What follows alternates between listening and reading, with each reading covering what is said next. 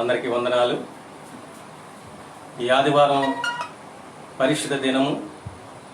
ఆదివారం రాగానే ప్రజలందరూ కూడా అనగా దేవుని ప్రియమైనటువంటి బిడ్డలు సంతోషంగా దేవుణ్ణి ఆరాధించడానికి మరి మిమ్మల్ని అందరినీ కూడా ప్రభు పేరిట ఆహ్వానిస్తున్నాం. మాతో పాటు మీరు దేవుణ్ణి స్తుతించి ఆరాధించమని ప్రభు పేరిట మనం చేస్తూ ఉన్నాం. ఈ ఆరాధన మనం ప్రారంభించుకుందాం. కాబట్టి మనం ప్రార్థన ద్వారా ఈ ఆరాధనను ప్రారంభించుకుని పాటల ద్వారా దేవుని స్తుతించి ఆయన నామాన్ని మహింపరుద్దాం.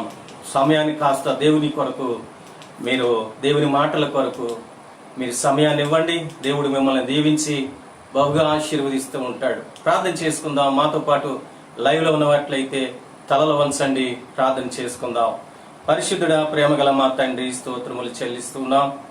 ఈ చక్కని శ్రేష్టమైన సమయాన్ని, ఈ విశ్రాంతి దినాన్ని మాకు ప్రభు మిమ్మల్ని స్తుతించడానికి ఇచ్చి 6 దినాలు మమ్మల్ని ప్రేమించి కాపాడి 7వ రోజు విశ్రాంతి దినము మీ సన్నిధిలో మేము ఆరాధించలేకపోయినా మేమున్న స్థలములు మీ సన్నిధిగా చేసుకుని గృహాల్లో గాని మరెక్కడైనా ఉన్న వారిని మీరు జ్ఞాపకం చేసుకుని మీరు స్తుతించడానికి మాకు ఇచ్చిన సమయాన్ని బట్టి మీకు వందనాలు, స్తోత్రాలు. పాటల ద్వారా స్తుతిస్తుండగా మీ నామానికి మహిమ తెచ్చుకోమని, వాక్యం ద్వారా మీరు మాతో మాట్లాడి మమ్మల్ని బలపరచమని యేసుక్రీస్తు అతి పరిశుద్ధ నామమున స్తుతించి ప్రార్థించి వేడుకుంటున్నాము తండ్రి, ఆమేన్. పాటలు పాడుకుని ప్రభుని స్తుతిద్దాం.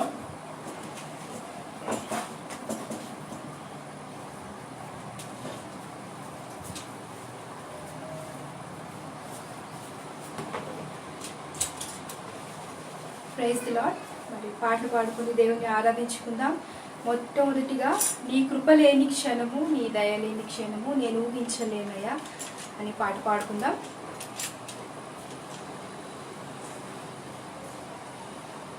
నీ కృప లేని క్షణము, నీ దయ లేని క్షణము నేను ఊహించలేను యేసయ్యా. నీ కృప లేని క్షణము, నీ దయ లేని క్షణము నేను ఊహించలేను యేసయ్యా. యేసయ్యా, నీ కృప నాకు చాలయ్యా. నీ కృప లేనిదే నేను ఉండలేనయ్యా. యేసయ్యా, నీ కృప నాకు చాలయ్యా. నీ కృప లేనిదే నేను ఉండలేనయ్యా. నీ దయ లేని క్షణము, నీ దయ లేని క్షణము నేను ఊహించలేను యేసయ్యా. నీ కృప లేని క్షణము, నీ దయ లేని క్షణము నేను ఊహించలేను యేసయ్యా.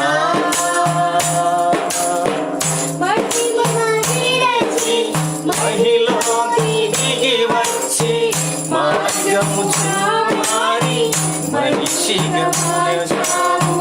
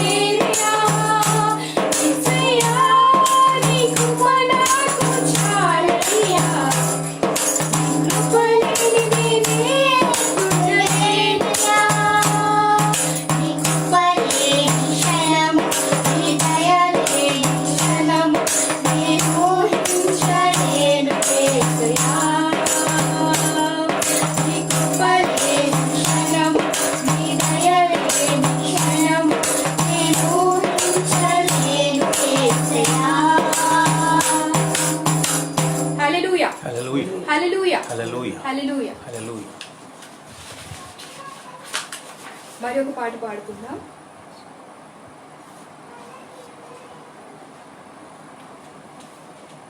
నా హృదయములో నీ మాటలే నా కనులకు కాంతి రేఖలు. నా హృదయములో నీ మాటలే నా కనులకు కాంతి రేఖలు. నా హృదయములో నీ మాటలే నా కనులకు కాంతి రేఖలు. కారు చీకటిలో కనుమై కిరణమై కఠిన హృదయములు కరిగి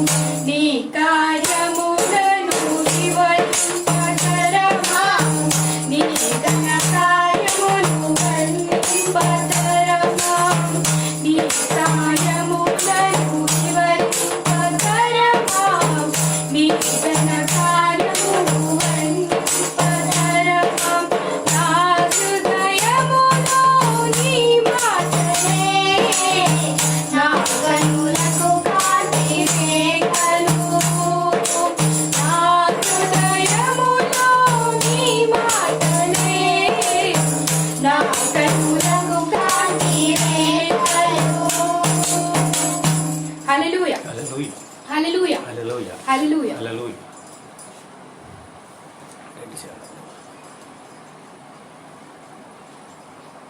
నీ దయలో నేనున్నా ఇంతకాలం అని పాట పాడుకుందా.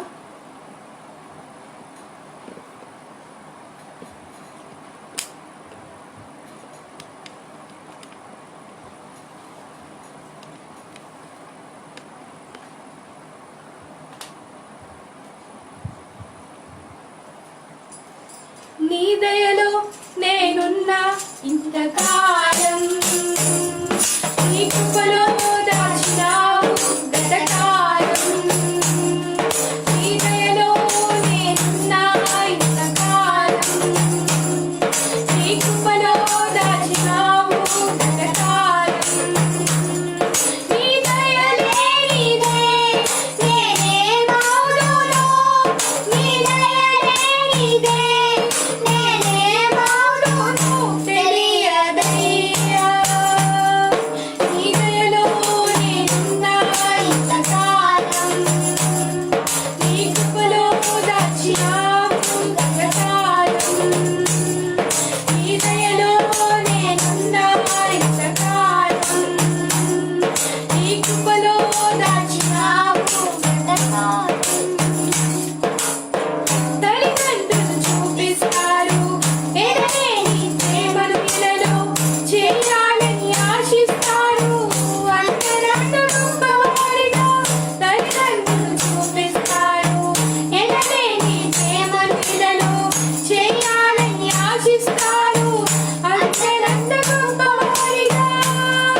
నీ దయ దేవాలు తాగలరు అధిపతులుగా, నీ దయ లేకపోతే ఇలలో బ్రతుకుట జరుగునా.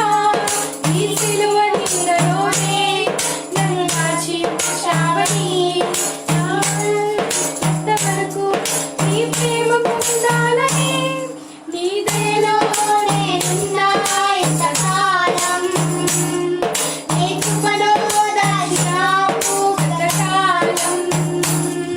నీ దయలో నేనున్నా ఇంతకాలం, నీ కృపలో దాచినావు గతకాలం. నేను రాని నా ప్రాణాన్ని లేపి నన్ను పిలిపావు, అపవాది కోరలకు అంటకుండా దాచావు.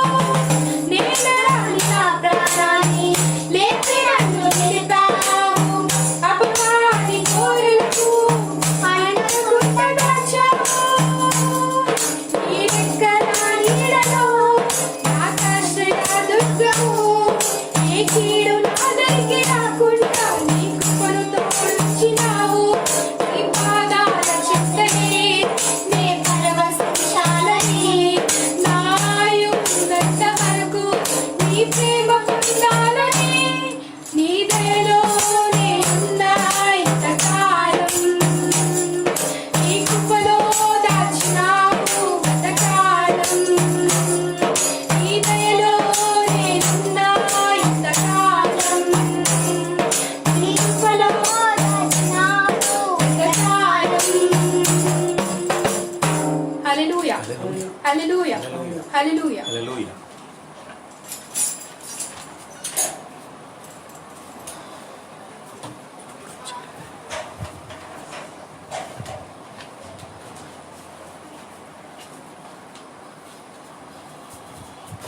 Praise the lord. అందరికీ వందనాలు. ఇంతవరకు మనము పాటల ద్వారా దేవుణ్ణి స్తుతించి ఆయనను ఆరాధించాము. పాటల ద్వారా దేవుడు మహిమపరచబడ్డ ఉన్నాడని మనము విశ్వసిద్దాం. దేవుడు కృపగలవాడు, దయగలవాడు. ఈ వారమంతా కూడా మనల్ని కాపాడి 6 రోజులు 7వ రోజు విశ్రాంతి దినముగా దేవుని సన్నిధిలో మనము ఆరాధించక లేకపోతున్నాము, మందిరాల్లో చేరి. కాబట్టి మనమున్న గృహంలో అదే దేవుని సన్నిధిగా చేర్చుకుని మన దేవుని స్తుతించి ఆరాధించాలి. ఎక్కడైతే నా నామమున 2 ముగ్గురు కూడి ఉంటారో వారి మధ్య నేను ఉంటానని సెలవిచ్చినట్టు దేవుడు. ఆయన మాటలను మనం చదువుకు ముందు మనం ప్రార్థన చేసుకుని ఒక 5 నిమిషాలు దేవుణ్ణి ఆరాధించుకుని మన వాక్య భాగంలోనికి మనం వెళదాం. ప్రార్థన చేసుకుందాం. పాడిన పాటలను బట్టి మాతో పాటు తల వంచండి. కళ్ళు అలాగే ఆ చూస్తూ ప్రార్థన అంటే కళ్ళలాగా పెట్టుకుని చూడొద్దు. కాబట్టి ప్రార్థన అనగానే కళ్ళు మూసుకోండి, ప్రార్థన చేద్దాం. పరిశుద్ధుడా, ప్రేమగల మా తండ్రి, దయగల మా రాజా, మీకు వందనాలు. గడిచిన 6 రోజులు కూడా ప్రభువా మమ్మల్ని ఎంతగానో మీరు రెక్కల చాటున భద్రపరిచి ఆరోగ్యం ఇచ్చి ఆయుష్నిచ్చినందుకు వందనాలు. మాకిచ్చిన ఆహారాన్ని బట్టి, మాకిచ్చిన నెమ్మదిని బట్టి మీకు వందనాలు, స్తోత్రాలు. ఈ దినం ఎంతో మంది నెమ్మది లేక ప్రభువా వారు ఉన్నారు. ఎంతో మంది మరణించారు, ఎంతో మంది హాస్పిటల్స్ లో ఉన్నారు ప్రభువా. వారందరినీ దర్శించండి నాయన. మీరు సంపూర్ణమైన స్వస్థత, విడుదల అనుగ్రహించండి. ఇదిగో నాయన, నీ మాటలు ప్రభువా మేము ధ్యానిస్తుండగా మీ మాటలు వింటున్న ప్రతి వారిని నాయన మీరు స్వాధీనం చేసుకుని వినగలిగే చెవులు, గ్రహించే హృదయాన్ని మాకందరికీ దయచేయమని, ఈ ఆరాధన ద్వారా మీరు మహింపరచబడిలాగున మేము విశ్వాసముతో ప్రభువా నీ ముందు మేముండులాగున మీరే మాకు తగిన జ్ఞానమును, శక్తిని, బలమును దయచేయమని యేసుక్రీస్తు అతి పరిశుద్ధ నామమున స్తుతించి ప్రార్థించి వేడుకుంటున్నాము తండ్రి, ఆమేన్. ఇప్పుడు మరి డాని వచ్చి దేవుని వాక్యం చదివించి ఒక 5 నిమిషాలు ఆరాధనలో ఈ మాటలు 5 నిమిషాలు మనం ముగించుకుని మనం సమయాన్ని మరి దేవుని పట్ల కలిగి ఉందాం.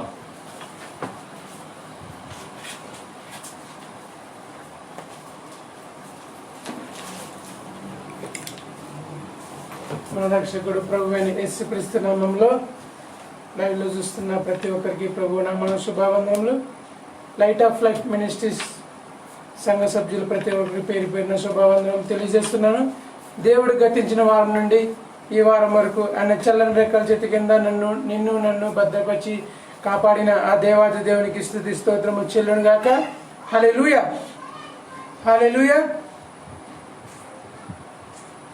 దేవుడు రాసిన పరిశుద్ధాత్మ ప్రేరేపణ ద్వారా రాయబడినటువంటి పరిశుద్ధ గ్రంథం నుంచి కీర్తనలు 103వ కీర్తన 2-3 చరణాలు చదువుకుని ధ్యానం చేసుకుని తరతర ప్రభుని ఆరాధిద్దాం. నా ప్రాణమా యెహోవాను సన్నుతించుము, నా అంతరంగమునున్న సమస్తము ఆయన పరిశుద్ధ నామమును సన్నుతించుము. నా ప్రాణమా యెహోవాను సన్నుతించుము, ఆయన చేసిన ఉపకారములను దేనిని మరొకము. ఆయన నీ దోషములన్నిటినీ క్షమించేవాడు, ఆయన నీ సంకల్పములన్నీ కుదిర్చేవాడు. సమాధిలో నుండి నీ ప్రాణమును విమోచించుచున్నాడు, కరుణా కటాక్షములను నీకు కిరీటముగా ఉంచుచున్నాడు. పక్షిరాజు వలె నీ యవ్వనమును క్రొత్తదగినట్లు మేలుతో నీ హృదయమును తృప్తిపరచుచున్నాడు. యెహోవా నీతి క్రియలను జరిగించుచు బాధింపబడి వారందరికీ న్యాయము తీర్చును. ఆయన మోసేకు తన మార్గమును తెలియజేసును, ఇశ్రాయేలు వంశస్థులకు తన క్రియలకు కనపరచును. యెహోవా దయా దాక్షిణ్యపూర్ణుడు, దీర్ఘశాంతుడు, కృపా సమృద్ధి గలవాడు. మన దేవుడు ఎటువంటి దేవుడు అండి? మన దేవుడు కృపా దయాదాక్షిణ్యపూర్ణుడు, దీర్ఘశాంతుడు, కృపా సమృద్ధి గలవాడు. ఎటువంటి దేవాది దేవుని మనం కలిగి ఉన్నాము. ఆయన నీకు నాకు చేసిన మేలును బట్టి ఆయన ఎలా స్తుతించను మనము తక్కువే. అయినప్పటికీ ప్రభు నామంలో మరి మనందరం ఈరోజు సురక్షితంగా ఉన్నట్టే కేవలం ఆయన ఒక కృప, ఆయన యొక్క రక్షణ. నా ప్రాణమా యెహోవాను సన్నుతించుము, నా అంతరంగమునున్న సమస్తము ఆయన పరిశుద్ధ నామమును సన్నుతించుము. నా ప్రాణమా యెహోవాను సన్నుతించుము. దావీదు భక్తుడు ఈ రీతిగా మాట్లాడుచున్నాడు. ఎప్పుడైతే మనం ఆయన చేసిన ఉపకారాలను దేనిని మరొక మనము ఆయన చేసిన మేలును బట్టి తలస్తూ ప్రభుని మనం స్తుతిస్తాము, ఆరాధిస్తాము, తప్పకుండా ఆ దేవాది దేవుడు మన దోషములన్నీ క్షమించేవాడు. ఆయన నీ సంకటముల నుండి కుదిర్చేవాడు. సమాధిలో నుండి నీ ప్రాణమును విమోచించున్నాడు. సమాధిలో నుండి నీ ప్రాణాలను విమోచించడం అంటే మళ్ళీ చనిపోయి మళ్ళీ తిరిగి లోకంలో జీవించడం కాదండి. ఒకనొక ఈ లోకంలో విడిచి వెళ్ళినప్పటికీ మన ప్రభు యొక్క సన్నిధిలో ఆయన రాకడలో మనందరం సమాధిలో నుండి తిరిగి లేచిబడి ప్రభుని మనం ఎదుర్కొంటూ చూస్తున్నాం. అయితే ఎప్పుడైతే నీ యొక్క సమాధుల నుండి విమర్శిస్తాడో తప్పకుండా నీ యొక్క ప్రవర్తన బట్టి, నీ యొక్క నీతిని బట్టి ఆయా దేవాది దేవుడు నిన్ను నన్ను ఆయన రాజ్య వారసులుగా చేయడానికి ఆయన నిన్ను నన్ను ఎన్నుకొనిచున్నాడు. కరుణా కటాక్షములను నీకు కిరీటంగా ఉంచుచున్నాడు. పక్షిరాజు వల్ల యవనం వల్ల నీ యవనము క్రొత్తదగుచున్నట్లు మేలుతో నీ హృదయము తృప్తిపరచుచున్నాడు. ఇటువంటి వాగ్దానాలు ఏ దేవుడు నీకు దయచేయలేడు. ఇటువంటి గొప్ప దేవుడు మనం కలిగాడు. మేలుతో మన హృదయమును తృప్తిపరచుచున్నాడు. యెహోవా నీతి క్రియలు జరిగించుచు బాధింపబడి ఉంచున్న వారందరికీ న్యాయము తీర్చును. ఈ లోకంలో మన కరుణ వ్యాధితో బాధపడుచును.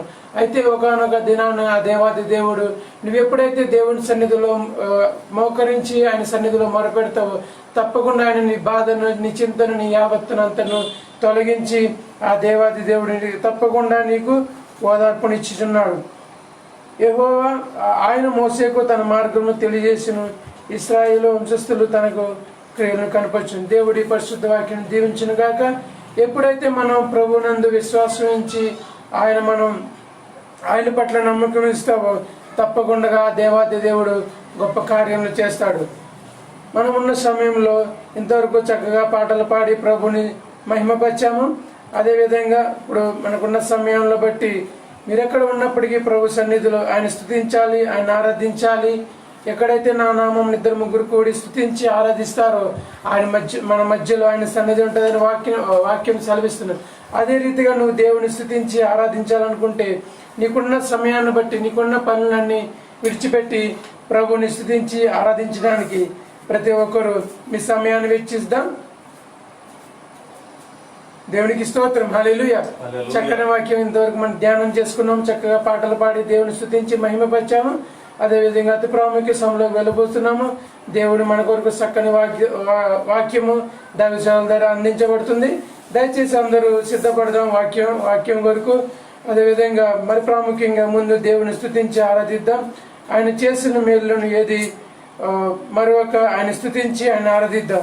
ప్రతి ఒక్కరు మీరు ఎక్కడున్నా అదే ప్రదేశంలో కొద్ది క్షణాలు ఆయన స్తుతిద్దాం. హల్లెలూయా, హల్లెలూయా. స్తోత్రం, స్తోత్రం, స్తోత్రం, స్తోత్రం, స్తోత్రం, స్తోత్రం, స్తోత్రం. పరిశుద్ధుడా, పరిశుద్ధుడా, పరిశుద్ధానికి స్తోత్రం, స్తోత్రం, స్తోత్రం, స్తోత్రం. స్తుతులకు పాత్రానికి స్తోత్రం, స్తోత్రం, స్తోత్రం, స్తోత్రం, స్తోత్రం, స్తోత్రం, స్తోత్రం. కోటాను దూతలతో పరిశుద్ధుడా, పరిశుద్ధుడని పొగడబడుచున్న మా దేవానికి స్తోత్రం, స్తోత్రం, స్తోత్రం. ప్రతి ఒక్కరు ఏ ఒక్కరు మౌనంగా ఉండకుండా ఆ దేవాదేవుని స్తుతిద్దాం, మనం ఆరాధిద్దాం. ఆ పరిశుద్ధాత్మ దేవుడు మన మధ్యలో అద్భుత కార్యము చేయించున్నాడు. నీకు స్తోత్రం, స్తోత్రం. ఆయన చేసిన మేలును తలస్తూ ప్రతి ఒక్కరు ఆయన స్తుతిద్దాం. హల్లెలూయా, హల్లెలూయా. ఆయన ఆశ్చర్యకరుడు, అద్భుతకరుడు, ఆలోచనకర్త, అనంతమైన జ్ఞాని. స్తోత్రం, స్తోత్రం, స్తోత్రం. అత్యంత కృప కలిగిన దేవుడు. స్తోత్రం, స్తోత్రం, స్తోత్రం, స్తోత్రం, స్తోత్రం. ఆది అంతమైన దేవుడు ఆ దేవాదేవుని ప్రతి ఒక్కరు స్తుతిద్దాం. హల్లెలూయా, హల్లెలూయా. మీ స్వరం ఎత్తి బిగ్గరగా స్తుతిద్దాం. హల్లెలూయా, హల్లెలూయా, హల్లెలూయా. స్తోత్రం, స్తోత్రం, స్తోత్రం. ప్రతి ఒక్కరు మౌనంగా ఉండకుండా స్వరం ఎత్తి బిగ్గరగానే ఆరాధిద్దాం. హల్లెలూయా, స్తోత్రం, స్తోత్రం, స్తోత్రం. హల్లెలూయా, హల్లెలూయా. స్తోత్రం, స్తోత్రం, స్తోత్రం, స్తోత్రం. పరిశుద్ధాత్మ దేవునికి స్తోత్రం, స్తోత్రం, స్తోత్రం, స్తోత్రం, స్తోత్రం, స్తోత్రం. హల్లెలూయా, హల్లెలూయా, హల్లెలూయా. స్తోత్రం, స్తోత్రం. గడిచిన కాలమంతా కూడా ప్రభు మమ్మల్ని వందనం యేసయ్యా, వందనం యేసయ్యా, వందనం యేసయ్యా, వందనం యేసయ్యా, వందనం యేసయ్యా, వందనం యేసయ్యా, వందనం యేసయ్యా, వందనం యేసయ్యా, వందనం యేసయ్యా, వందనం యేసయ్యా, వందనం యేసయ్యా, వందనం యేసయ్యా. నీవు చేసిన మేలుకు, నీవు చూపిన కృపలకై, చేసిన మేలుకు, నీవు చూపిన కృపలకై వందనం యేసయ్యా. అందరూ కలిసి పాడదాం. వందనం యేసయ్యా, చెప్పలు కొడతాను ఆరాధిద్దాం. వందనం యేసయ్యా, థాంక్ యూ జీసస్. వందనం యేసయ్యా, వందనం యేసయ్యా,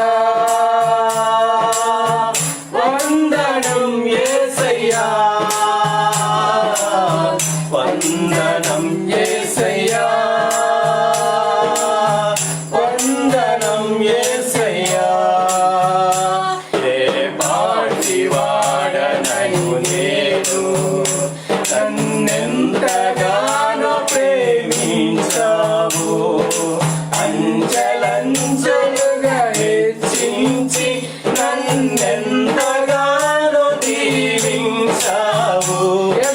పాటివాడనను నేను నన్నెంతగానో ప్రేమించావు. అంచెలంచెలుగా హెచ్చించి నన్నెంతగానో దీవించావు. ఆమేన్. వందనం యేసయ్యా, వందనం యేసయ్యా, వందనం యేసయ్యా,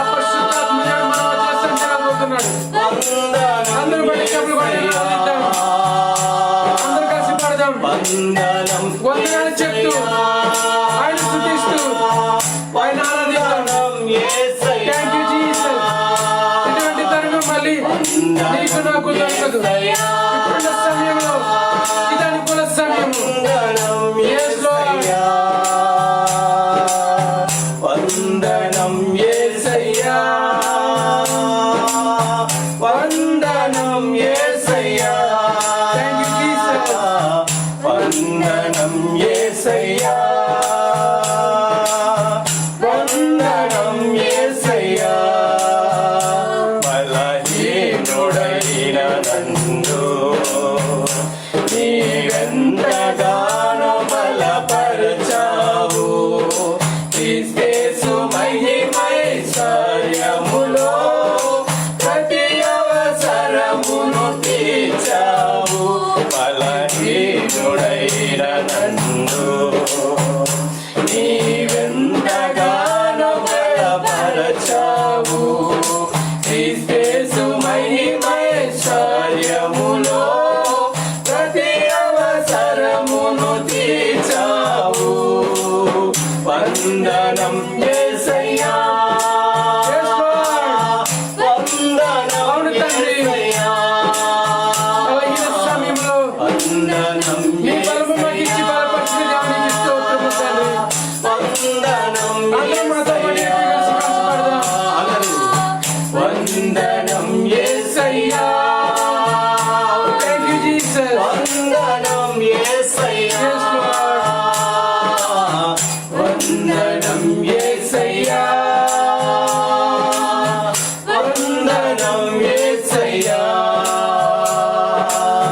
వందనం యేసయ్యా, అందరూ చెప్పబడిన ఆరాధిద్దాం. మీరు ఎక్కడ ఉన్నప్పటికీ యేసయ్యా, ప్రభు ఆయన సన్నిధి మన మధ్యలో సంచరించబోతున్నది. Thank you, Jesus. ప్రతి ఒక్క పరిశుద్ధాత్మతో నింపబడి ఆయన ఆరాధిద్దాం. Thank you, Jesus. వందనం యేసయ్యా, అందరూ సన్నిధి గిరియబడదాం. Yes, Lord. వందనం యేసయ్యా, ఆయన నిన్ను నన్ను పరిశుద్ధాత్మతో అభిషేకించబోతున్నాడు. Thank you, Jesus. Yes, నీ వందనాలు తండ్రి. నీకే విషయం మీరు తీసుకోలేదు తండ్రి. స్తోత్రములు తండ్రి. ఏ పాటి వారిని ప్రణుతండి. పాటివాడనను నేను Yes, Lord. మమ్మల్ని ఎంతగానో మీరు ప్రేమించి ప్రవరణ తండ్రి. నీ విచిత్రమైన కృపజాల మమ్మల్ని రక్షించి ప్రవరణ తండ్రి. Yes, Lord. అవును తండ్రి. నీ ప్రేమ వెలకెట్టలేని ప్రవణకి స్తోత్రము తండ్రి. Yes, Lord. అవును తండ్రి. మీ పరిశుద్ధాత్మని అభిషేకించండి. స్తోత్రము తండ్రి. మా మధ్యలో ఫలమైన కార్యాలు చేయండి. స్తోత్రము తండ్రి. నన్నెంతగానో దీవించావు. అందరూ కలిసి పాడదాం. వందనం యేసయ్యా, Yes, Lord. వందనం యేసయ్యా, వందనం యేసయ్యా, అందరూ కలిసి పాడదాం. చెప్పండి కొట్టండి, ఆరాధిద్దాం. వందనం యేసయ్యా. Thank you, Jesus. తండ్రి వందనం యేసయ్యా, వందనం యేసయ్యా, బిగ్గరగా చెప్పకూడదు, ఆరాధిద్దాం. వందనం యేసయ్యా, వందనం యేసయ్యా. రెండు చేతులు దేవుని వైపు పైకెత్తి స్తోత్రం స్తోత్రం పైకెత్తి మరొకసారి అందరూ ప్రతి ఒక్కరు హృదయపూర్వకంగా వందనాలు చెప్తూ రెండు చేతులు పైకెత్తి దేవుని స్తోత్రం హల్లెలూయా హల్లెలూయా మీ పూర్ణ మనసుతో మీ పూర్ణ ఆత్మతో హల్లెలూయా స్తోత్రం స్తోత్రం దేవుడు వందనం యేసయ్యా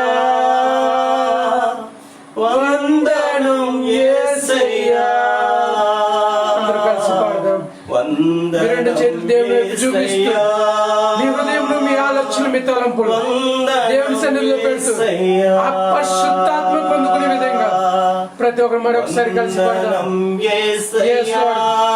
థాంక్యూ జీసస్ స్తోత్రములు తండ్రి ఫిల్ ద హోలీ గోస్ట్ మీ పరిశుద్ధాత్మతో మమ్మ సంఘాన్ని అభిషేకించండి స్తోత్రం యేస్ లార్డ్ ఏక స్వరముతో ఏక మనసుతో ఏకాత్మతో జీసస్ స్తోత్రం స్తోత్రం స్తోత్రం స్తోత్రం స్తోత్రం స్తోత్రం చప్పలు కొట్టే నామని ఆరాధిద్దాం హల్లెలూయా హల్లెలూయా స్తోత్రం స్తోత్రం స్తోత్రం స్తోత్రం స్తోత్రం స్తోత్రం స్తోత్రం హల్లెలూయా థాంక్యూ జీసస్ స్తోత్రం స్తోత్రం పరిశుద్ధాత్మ దేవునికి స్తోత్రము స్తోత్రము స్తోత్రములు తండ్రి అయ్యా ఇంతవరకు చక్కగా మిమ్మల్ని పాటలు పాడి మిమ్మల్ని స్తుతించి ఆరాధించడానికి ఇచ్చిన సమయాన్ని బట్టి నీకు వేలాది వందనాలు స్తుతులు స్తోత్రములు తండ్రి అయ్యా ఈ దినాన్ని చూడక అనేక మంది నశించిపోతున్నప్పుడు ప్రభు తండ్రి నీ ఉచితమైన కృప ద్వారా నీ ఉచితమైన రక్షణ ద్వారా మమ్మల్ని అందరూ సురక్షితంగా నీ సన్నిధిలో ఈ సమయంలో పాల్గొనడానికి ఇచ్చిన సమయాన్ని బట్టి నీకు వెళ్ళలేని వందనాలు స్తుతులు స్తోత్రము చెల్లిస్తున్నాం తండ్రి అయ్యా గడిచిన దినములన్నీ ప్రభు మీ చల్లని రెక్కల చేత మమ్మల్ని అందరూ భద్రపరిచి కాపాడిన విధానం బట్టి నీకు స్తుతులు స్తోత్రము తండ్రి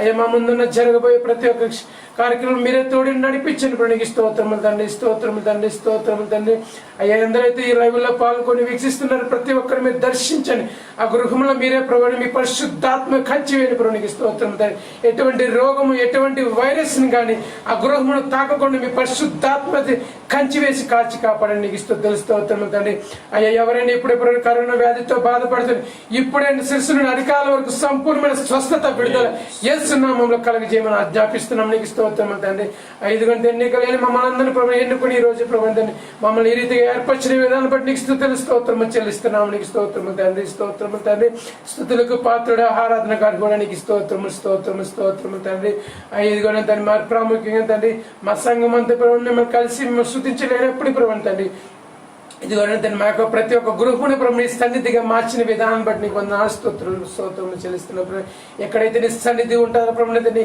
ఇదిగో ఎక్కడైతే మిమ్మల్ని స్తుతించి ఆరాధిస్తున్నాను ప్రభు ఆ మధ్యలో అద్భుత కార్యాలు ఆశ్చర్యాలు సెలవిచ్చిన దేవునికి స్తోత్రములు తండ్రి స్తోత్రములు తండ్రి మా సంఘాన్ని మీరు దీవించి ఆశ్రయించండి నీకు స్తోత్రములు తండ్రి స్తోత్రములు తండ్రి 5 గంటల తండ్రి మీ సేవకుని సిలుసాట్లో భద్రపరచండి తండ్రి నీకు స్తోత్రములు తండ్రి ఇదిగోనే తండ్రి లోతైన మర్మాలు బయలుపరచండి వినగల హృదయాన్ని గ్రహించే మనసును నాకును మా అందరికి దయచేయమని ఆజ్ఞాపిస్తున్నాను నీకు స్తోత్రములు తండ్రి అయిగని తండ్రి ప్రతి ఒక్క దుష్టుని ఆలోచనల ప్రభు నడవక ప్రభు తండ్రి ఇదిగో నీ ఆలోచనతో మమ్మల్ని నడిపించండి నీకు స్తోత్రములు తండ్రి అది కానీ తండ్రి ఇక కరోనా వ్యాధితో ప్రభు తండ్రి ప్రపంచమంతా అల్లకోలం అలా ఇప్పుడు ప్రభు తండ్రి ఉచితమైన బాహుల్యమైన కృపధార మమ్మల్ని అందరూ నిలిచి సురక్షితంగా ఉంచిన విధానాన్ని బట్టి నీకు వందనాలు స్తోత్రములు చెల్లిస్తున్నాం తండ్రి ఇదిగోనే తండ్రి ఇంకనే ప్రభు ఎవరైనా రోగులు అయిపోయినప్పుడు ఇప్పుడే ప్రతి ఒక్కరిని ముట్టి స్వస్థపరిచి సంపూర్ణమైన విడుదల ఆరోగ్యం దయచేయమని ప్రభు తండ్రి నీకు స్తోత్రం మీ క్రీస్తు యేసు మహిమలో ప్రతి అవసరం తీస్తానని వాగ్దానం ఇచ్చిన దేవ ఇదంటే నీ మహిమశ్వరి మా ప్రతి అవసరం తీర్చండి నీకు స్తోత్రము చెల్లిస్తున్నాం ప్రభు తండ్రి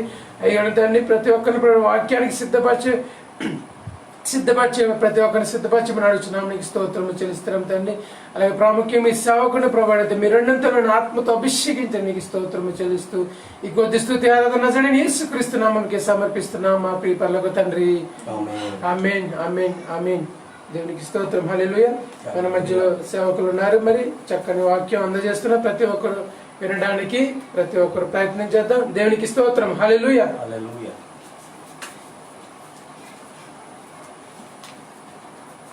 దేవునికి మహిమ కలుగునుగాక. ఇంతవరకు ఆరాధనలో మనమున్నాము. ఆరాధన నడిపించిన డానికి ప్రభునామన వందనాలు తెలియచేస్తూ ఉన్నాం. చక్కగా దేవుని మనం ఆరాధించుకున్నాం. కాబట్టి ఈ శ్రేష్టమైనటువంటి సమయంలో మనం వచ్చి ఉన్నాం. దేవుని యొక్క లేఖనాలను మనం జ్ఞాపకం చేసుకుందాం. ప్రియులారా, మీరున్న ఆ స్థలము లేక గృహాల్లో మీరు దేవుని మాటలు వినవలసిందిగా ప్రభు పేరిట మరొకసారి మిమ్మల్ని ప్రభు పేరిట మీకు మనవి చేస్తూ ఉన్నాం. లైవ్లో చూస్తున్న వారు మీరు బైబిల్ దగ్గర పెట్టుకొని రాసుకోగలిగిన వారు మీరు రాసుకోవచ్చు.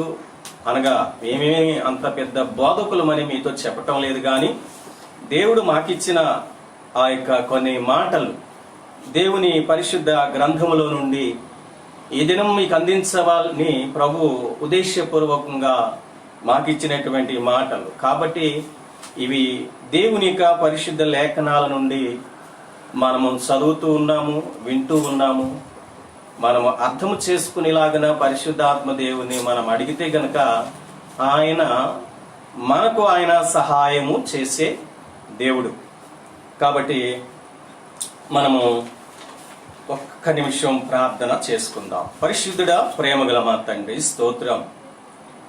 మరి వాక్యం విన్న దేవ, వాక్యం ద్వారా మమ్మల్ని బలపరచండి. లైవ్ లో చూస్తున్న వారందరినీ కూడా బలపరచండి. మీ నామానికి మహిమ తెచ్చుకోమని ఈ లేఖనాల ద్వారా ప్రభువా మేము బలపడినట్లుగా, మీ ఆత్మ చేత మేము నడిపించబడినట్లుగా మీ ఆత్మ సహాయం మాకు దయచేయమని ఈ లైవ్ లో ఎంతమంది అయితే చూస్తూ ఉన్నారో ప్రభువా వారందరికీ తగిన జ్ఞానము, ఓపిక, ఓర్పును, విశ్వాసము, నిరీక్షణ దయచేయమని మమ్మల్ని అందరినీ కూడా మీ ఆత్మకు స్వాధీనం చేసుకుని నడిపించమని ఈ ఆరాధన ద్వారా, ఈ కూడిక ద్వారా మీరే మహిమ, ఘనత, ప్రభావాలు పొందమని మాకు మేము తగ్గించుకుంటూ మీ నామాన్ని హెచ్చిస్తూ యేసుక్రీస్తు అతి పరిశుద్ధ నామమున స్తుతించి ప్రార్థించి వేడుకుంటున్నాము తండ్రి. ఆమేన్. పిల్లరా, మీ బైబిల్ ని ఓపెన్ చేయండి. బైబిల్ మూసుకుని లేక కాళ్ళారు జాపుకుని కూర్చున్నారో లేదో ఒకసారి పరిశీలన చేసుకోండి. దేవుని సన్నిధిలో ఎలా కూర్చున్నారో అలాగే కూర్చోవాలి మనం. ఇది దేవుని సన్నిధి కాదు కదా, నా ఇల్లు కదా, నా ఇష్టం వచ్చినట్టు కూర్చుంటానని ఒకవేళ నువ్వు గోడకు జారబెట్టి మొబైల్ చూస్తున్నావేమో, లేక కాళ్ళు ఆరజబెట్టి నువ్వు చూస్తూ ఉన్నామో, అలా కాదు. దేవుని సన్నిధిలో ఎలాగ కూర్చుని దేవుని వాక్యం వింటారో అలాగే మీరున్న స్థలములో మీరు చక్కగా దేవుని సన్నిధిని గ్రహించి మీరు దేవుని మాటలు వినవలసిందిగా మనం చేస్తూ ఉన్నాం. చూడండి, ఈ దినము దేవుడు నాకు ఇచ్చినటువంటి ఒక చక్కని తలంపుతో మీ ముందుకి ఈ మాటలు తీసుకుని వస్తున్నాను. దయగలిగిన దేవుడు, మన దేవుడు దయగలిగిన దేవుడు. మన దేవుడే కాదు, మరి ప్రపంచంలో నివసిస్తున్నటువంటి ప్రతి వారికి దేవుడు దయను చూపిస్తూ ప్రతి ఒక్క మనిషి పట్ల ఆయన కృప, ఆయన ప్రేమ చూపిస్తూ ప్రతి వారిని కూడా నడిపిస్తూ ఉన్నాడు. దేవుడే ప్రతి వారి పట్ల దయ కలిగి ఉంటున్నాడు, ప్రేమ కలిగి ఉంటున్నాడు, జాలి కలిగి ఉంటున్నాడు. ఈ ప్రేమ, ఈ దయ, జాలి కొద్ది కొద్దిగా చక్కని సంబంధాలు కలిగి ఉండటం మనం చూస్తూ ఉన్నాం. ముఖ్యంగా దేవుని యొక్క దయ మనకు కావాలి. మనము దేవుని యొక్క బిడ్డలమైనటువంటి మనము దేవుని దయ గురించి వింటున్నాము, చదువుతూ ఉన్నాము, తెలుసుకుంటూ ఉన్నాము. మరి దాని ప్రకారంగా మనం జీవిస్తున్నామా? దేవుని దయ గురించి వింటున్న మనము దయ కలిగి మనము జీవిస్తున్నామా, లేక ప్రేమ కలిగి, జాలి కలిగి జీవిస్తున్నామా అనేది మనం ఒకసారి పరిశీలన చేసుకుంటే దేవుడు మన పట్ల దయ చూపించాడు, దయ కలిగి ఉన్నాడు. అది ఎంతవరకు దయ, ప్రేమ, జాలి కలిగి ఉన్నాడంటే మన పట్ల ఆయన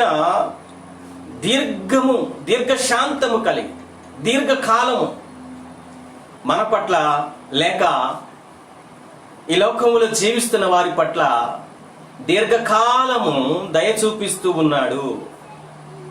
మన దేవుడు దయగలిగిన దేవుడు. కాబట్టి ప్రతి వారికి కూడా దేవుని దయ కావాలి. దేవుని దయందును, మనుషుల దయందును మనుషుడి లోకంలో జీవించాలి. నాకెవరి దయ అవసరం లేదు, నాకెవరు మనంలో అవసరం లేదు, నాకెవరు జాలి అవసరం లేదు, నాకెవరు ప్రేమ అవసరం లేదంటే అది మీ మూర్ఖత్వం తప్ప, మీ అవిశ్వాసం తప్ప మరొకటి లేదు. మనము దేవుని దయ గురించి కొన్ని మాటలు మనము ధ్యానం చేద్దాం. చూడండి, కీర్తన గ్రంథంలో కీర్తనకారుడు ఒక చక్కని పాట రచించి దేవుని దగ్గర పాడుతూ ఉన్నాడు. 103వ కీర్తన 8వ చరణం ఏమంటున్నాడంటే, యెహోవా దయాదాక్షిణ్యపూర్ణుడు, దయాదాక్షణ్యపూర్ణుడు, దీర్ఘశాంతుడు, దీర్ఘశాంతుడు, కృపా సమృద్ధి గలవాడు. కృపా సమృద్ధి గలవాడు. ఆయన దయ ఎంతవరకు ఉంటుందంట? ఆయన దీర్ఘశాంతము. ఒక రోజు కాదు, ఒక నెల కాదు, ఒక సంవత్సరం కాదు. ఆయన మనం ఈ భూమి మీద నివసించినంత వరకు, పరలోకం చేరే వరకు కూడా ఆయన దయ, ఆయన ప్రేమ, ఆయన జాలి మనపై ఉంటూనే ఉంటుంది. ఆయన మన పట్ల దయగలిగిన వాడు అని కీర్తనకారుడు ఒక చక్కని పాట రచించి దేవుని దగ్గర పాడుచూ ఉన్నాడు. ఆ దయ గురించి రచించాలి అని అన్నా, ఆ దయ గురించి పాడాలి అన్నా దావీదు తరము కాదది. దావీదు యొక్క ఉద్దేశము కాదు. దావీదుకి అసలు చేత కాదు. అసలు ఎవరు ఈ కీర్తన దావీదు చేత రచించారు అనంటే దేవుడే తన మనస్సులో దేవుని యొక్క ఆత్మ ప్రేరణ ద్వారా దావీదును నింపాడు. అందుకే దావీదు ఈ కీర్తనను రచించగలిగాడు. ఎంతో దయగలిగిన వాడు, ఎంతో కృప కలిగిన వాడు, ప్రేమ కలిగిన వాడు, దేవుడు దీర్ఘశాంతము గలవాడు అనేది మనము జ్ఞాపకం చేసుకోవాలి. మనం చదవటమే కాదు, వినటమే కాదు, చెప్పటమే కాదు, మనం చేసి చూపించాలి. అంటే మనం ఇతరుల పట్ల మనము దయ కలిగి మనం ప్రవర్తించాలి. దయ కలిగి మనము మన ఆత్మీయ జీవితాన్ని ముందుకు నడిపించుకోవాలి. ఇతరుల పట్ల దయ కలిగి ఉండాలి. ఇతరుల పట్ల మనకు మనమే, మన కుటుంబాల్లో కానీ, మనకు లేక ఏదో నీకు స్నేహితులు కానీ, బంధువర్గంలో కానీ ఆ దయాదాక్ష్యాలు ఉండవచ్చు. కానీ మనము దేవుడు చూపినటువంటి దయ మనం కలిగి ఉండకపోతే, ఆ దయను గురించి నేర్చుకున్నా, ఆ దయను గురించి వింటున్నా, ఆ దయను గురించి మాట్లాడినా అది వృధానే అవుతుందని గమనించాలి. కీర్తనకారుడు ఇంకొక కీర్తన రాశాడు. 111వ కీర్తన 4వ చరణంలో కూడా కీర్తనకారుడు 111వ కీర్తన 4వ చరణంలో కూడా ఆయన తన ఆశ్చర్య కార్యములకు జ్ఞాపకార్థ సూచనను నియమించి ఉన్నాడు. ఆయన తన ఆశ్చర్య కార్యములకు జ్ఞాపకార్థ సూచనను నియమించి ఉన్నాడు. తర్వాత మాట, యెహోవా దయాదాక్షణ్య పూర్ణుడు. చూసారా, ఆయన దయాదాక్షణ్య పూర్ణుడు. ఆయన దయ ఎలా ఉంటుందంట? ఒక పూర్ణత్వం కలిగి ఉంటుంది. అంటే ఆయన మన పట్ల దయ కలిగి ఉన్నాడు అని అంటే అది మనుషుడు చూపిన దయ కాదు, అది దీర్ఘకాలము ఉంటుంది. ఆ దయ పూర్ణత్వం కలిగి ఉంటుంది. అంటే ఆ దయ పరిపూర్ణము కలిగి మన పట్ల, లేక ఈ లోకంలో జీవిస్తున్న వారి పట్ల ఆయన దయ దీర్ఘకాలము ఉంటుంది. కాబట్టి దేవుని దయ మనము పొందుకున్నాము కాబట్టి మనము కూడా దయగలిగి జీవించమని ప్రభు కోరుచూ ఉన్నాడు. మరి దయని గురించి ఇంకా కొన్ని వచనాలు మనం చూస్తే ఆదికాండం 50వ అధ్యాయము 21వ వచనములో, అలాగే 37వ వచనము 1 నుండి 5 ఇలాగ వచనాలు మనం చూసుకుంటే అక్కడ మరి ఆదికాండంలో 50వ అధ్యాయం 21వ వచనంలో మనం చూస్తే, కాబట్టి భయపడకుడి, నేను మిమ్మును మీ పిల్లలను పోషించేదనని చెప్పి వారిని ఆదరించి వారితో ప్రీతిగా మాట్లాడాడు. యాకోబుకు మరి వృద్ధాప్యం వచ్చినప్పుడు యాకోబుని ఇశ్రాయేలుగా దేవుడు మార్చాడు. అలాగే యాకోబు కుమారుడు యోసేపు తన వృద్ధాప్యమందు పుట్టినటువంటి కుమారుడు కాబట్టి యోసేపు అంటే కాస్త ప్రేమ కలిగిన వాడు. ఆ ప్రేమ ఎక్కువగా చూపించాడనమాట యోసేపు మీద. అందుకని అన్నదమ్ములకి ఏంటి యోసేపు అంటే ఇంత ప్రేమ కలిగి ఉన్నాడు మన తండ్రి అని యోసేపు మీద కాస్త కోపం పెట్టుకున్నారు. అలాగే యోసేపు కనినటువంటి కలలు చెప్తుంటే ఇంకా వాళ్ళకి మండిపోతూ ఉన్నది. ఏమిటి నీవు మా మీద రాజ్యాధికారము చేస్తావా ఏమిటి నీ మాటలు చూస్తూ ఉంటే అని అన్నదమ్ములందరూ కూడా యోసేపు మీద పగబెట్టుకున్నారు. ఆ యోసేపును దేవుడు మరి యాకోబు అనేటువంటి ఇశ్రాయేలు ఎక్కువగా ప్రేమించటము వాళ్ళకి నచ్చలేదు. తర్వాత కాలభావం వివరించటం మరీ నచ్చలేదు. చూడండి, యోసేపు ఫలించేడి కొమ్మ అని మనం అర్థం చేసుకోవాలి. ఆ మాటకు అర్థం ఫలించేడి కొమ్మ. యోసేపు మంచి విశ్వాసపరుడు, దేవుని పట్ల గౌరవాభిమానాలు కలిగిన వాడు, దేవుని పట్ల ప్రేమ భక్తి పారంపర్యములో అతడు జీవిస్తున్నటువంటి యోసేపు మహాభక్తుడండి. యోసేపు పాపము అంటే ఛేదరించగనేవాడు, అసహించుకునేవాడు. ఈ యోసేపు మంచి కళలు కనినవాడు, కళల భావమును కూడా వివరించగల సత్తా సామర్థ్యము, అంత జ్ఞానము కలిగిన వాడు యోసేపు. ప్రియులారా గమనించండి, యోసేపు గురించి అనేక ప్రసంగాలు పెద్ద పెద్ద మంచి దైవజనుల ద్వారా మీరు విని ఉండవచ్చు యోసేపు గురించి. కాబట్టి యోసేపు మీద వీళ్ళ అన్నదమ్ములు ఎందుకు పగబెట్టుకున్నారు? చిన్నవాడు కాబట్టి, వృద్ధాప్యంలో పుట్టిన కుమారుడు కాబట్టి తండ్రి యాకోబు అనే ఇశ్రాయేలు ఎక్కువగా ప్రేమించటం పగబెట్టుకున్నారు. తర్వాత కలలు ఆ భావాన్ని వివరించటం, దాని విషయంలో కూడా పగబెట్టుకున్నారు. ప్రియుల జ్ఞాపకం చేసుకోండి, పగ అనేది మనకి తగదు. ఎప్పుడు దయగలిగే దీవించాలి తప్ప, దయగలిగే ప్రవర్తించాలి తప్ప మనం పగతో జీవించకూడదు, పగను పెంచుకోకూడదు. దయ, ప్రేమ, జాలి మనం వినటమే కాదు, అది కలిగి జీవించకపోతే నీ విని కూడా ప్రయోజనం అనేది ఉండదు. కాబట్టి ఇక్కడ యోసేపు మీద పగ పెట్టుకోవటమే కాకోకుండా మరి 37వ అధ్యాయము 1 నుంచి 5 వచనాలు మనం చూసుకున్నట్లయితే, ఆది కాండం 37వ అధ్యాయం 1 నుంచి 5 వచనాలు మనం చూసుకుంటున్నట్లయితే అక్కడ చూడండి. యాకోబు తన తండ్రి పరదేశవాసిగా ఉండినప్పుడు కనాను దేశంలో నివసించెను. యాకోబు వంశావళి ఇది. యోసేపు 17 వాడై తన సహోదరులతో కూడా మందను మేపుచుండెను. ఎన్ని సంవత్సరాలండి యోసేపుకు? 17 సంవత్సరాలు. అతడు చిన్నవాడై భార్యలైన బిల్హా కుమారుల యొద్దను జిల్ఫా కుమారుల యొద్దను ఉండెను. అప్పుడు యోసేపు వారి చెడుతనమును కూర్చున్న సమాచారము వారి తండ్రి యొద్దకు తెచ్చుచుండువాడు. చూడండి, అన్నదమ్ములు చేసే చెడుతనము యోసేపు చూసి తన తండ్రి అయినటువంటి యాకోబు, దేవుడు ఆశీర్వదించినటువంటి పేరు ఇశ్రాయేలు, అతనికి చెప్పటం జరిగింది. తండ్రికి, నాన్న అన్నలు చూడు ఇలాంటి చెడు పనులు చేస్తూ ఉన్నారు అని తండ్రితో చెప్పటం వాళ్ళకి అది కూడా నచ్చలేదు.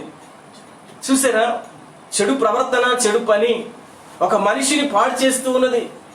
చెడు జీవితం ఒక మనిషిని పాడు చేస్తూ ఉన్నది. పాప జీవితం ఒక మనిషిని పాడు చేస్తుంది, పతనానికి తీసుకుని వెళుతుంది. పాపము పరిపక్వమై మరణము అంటుంది.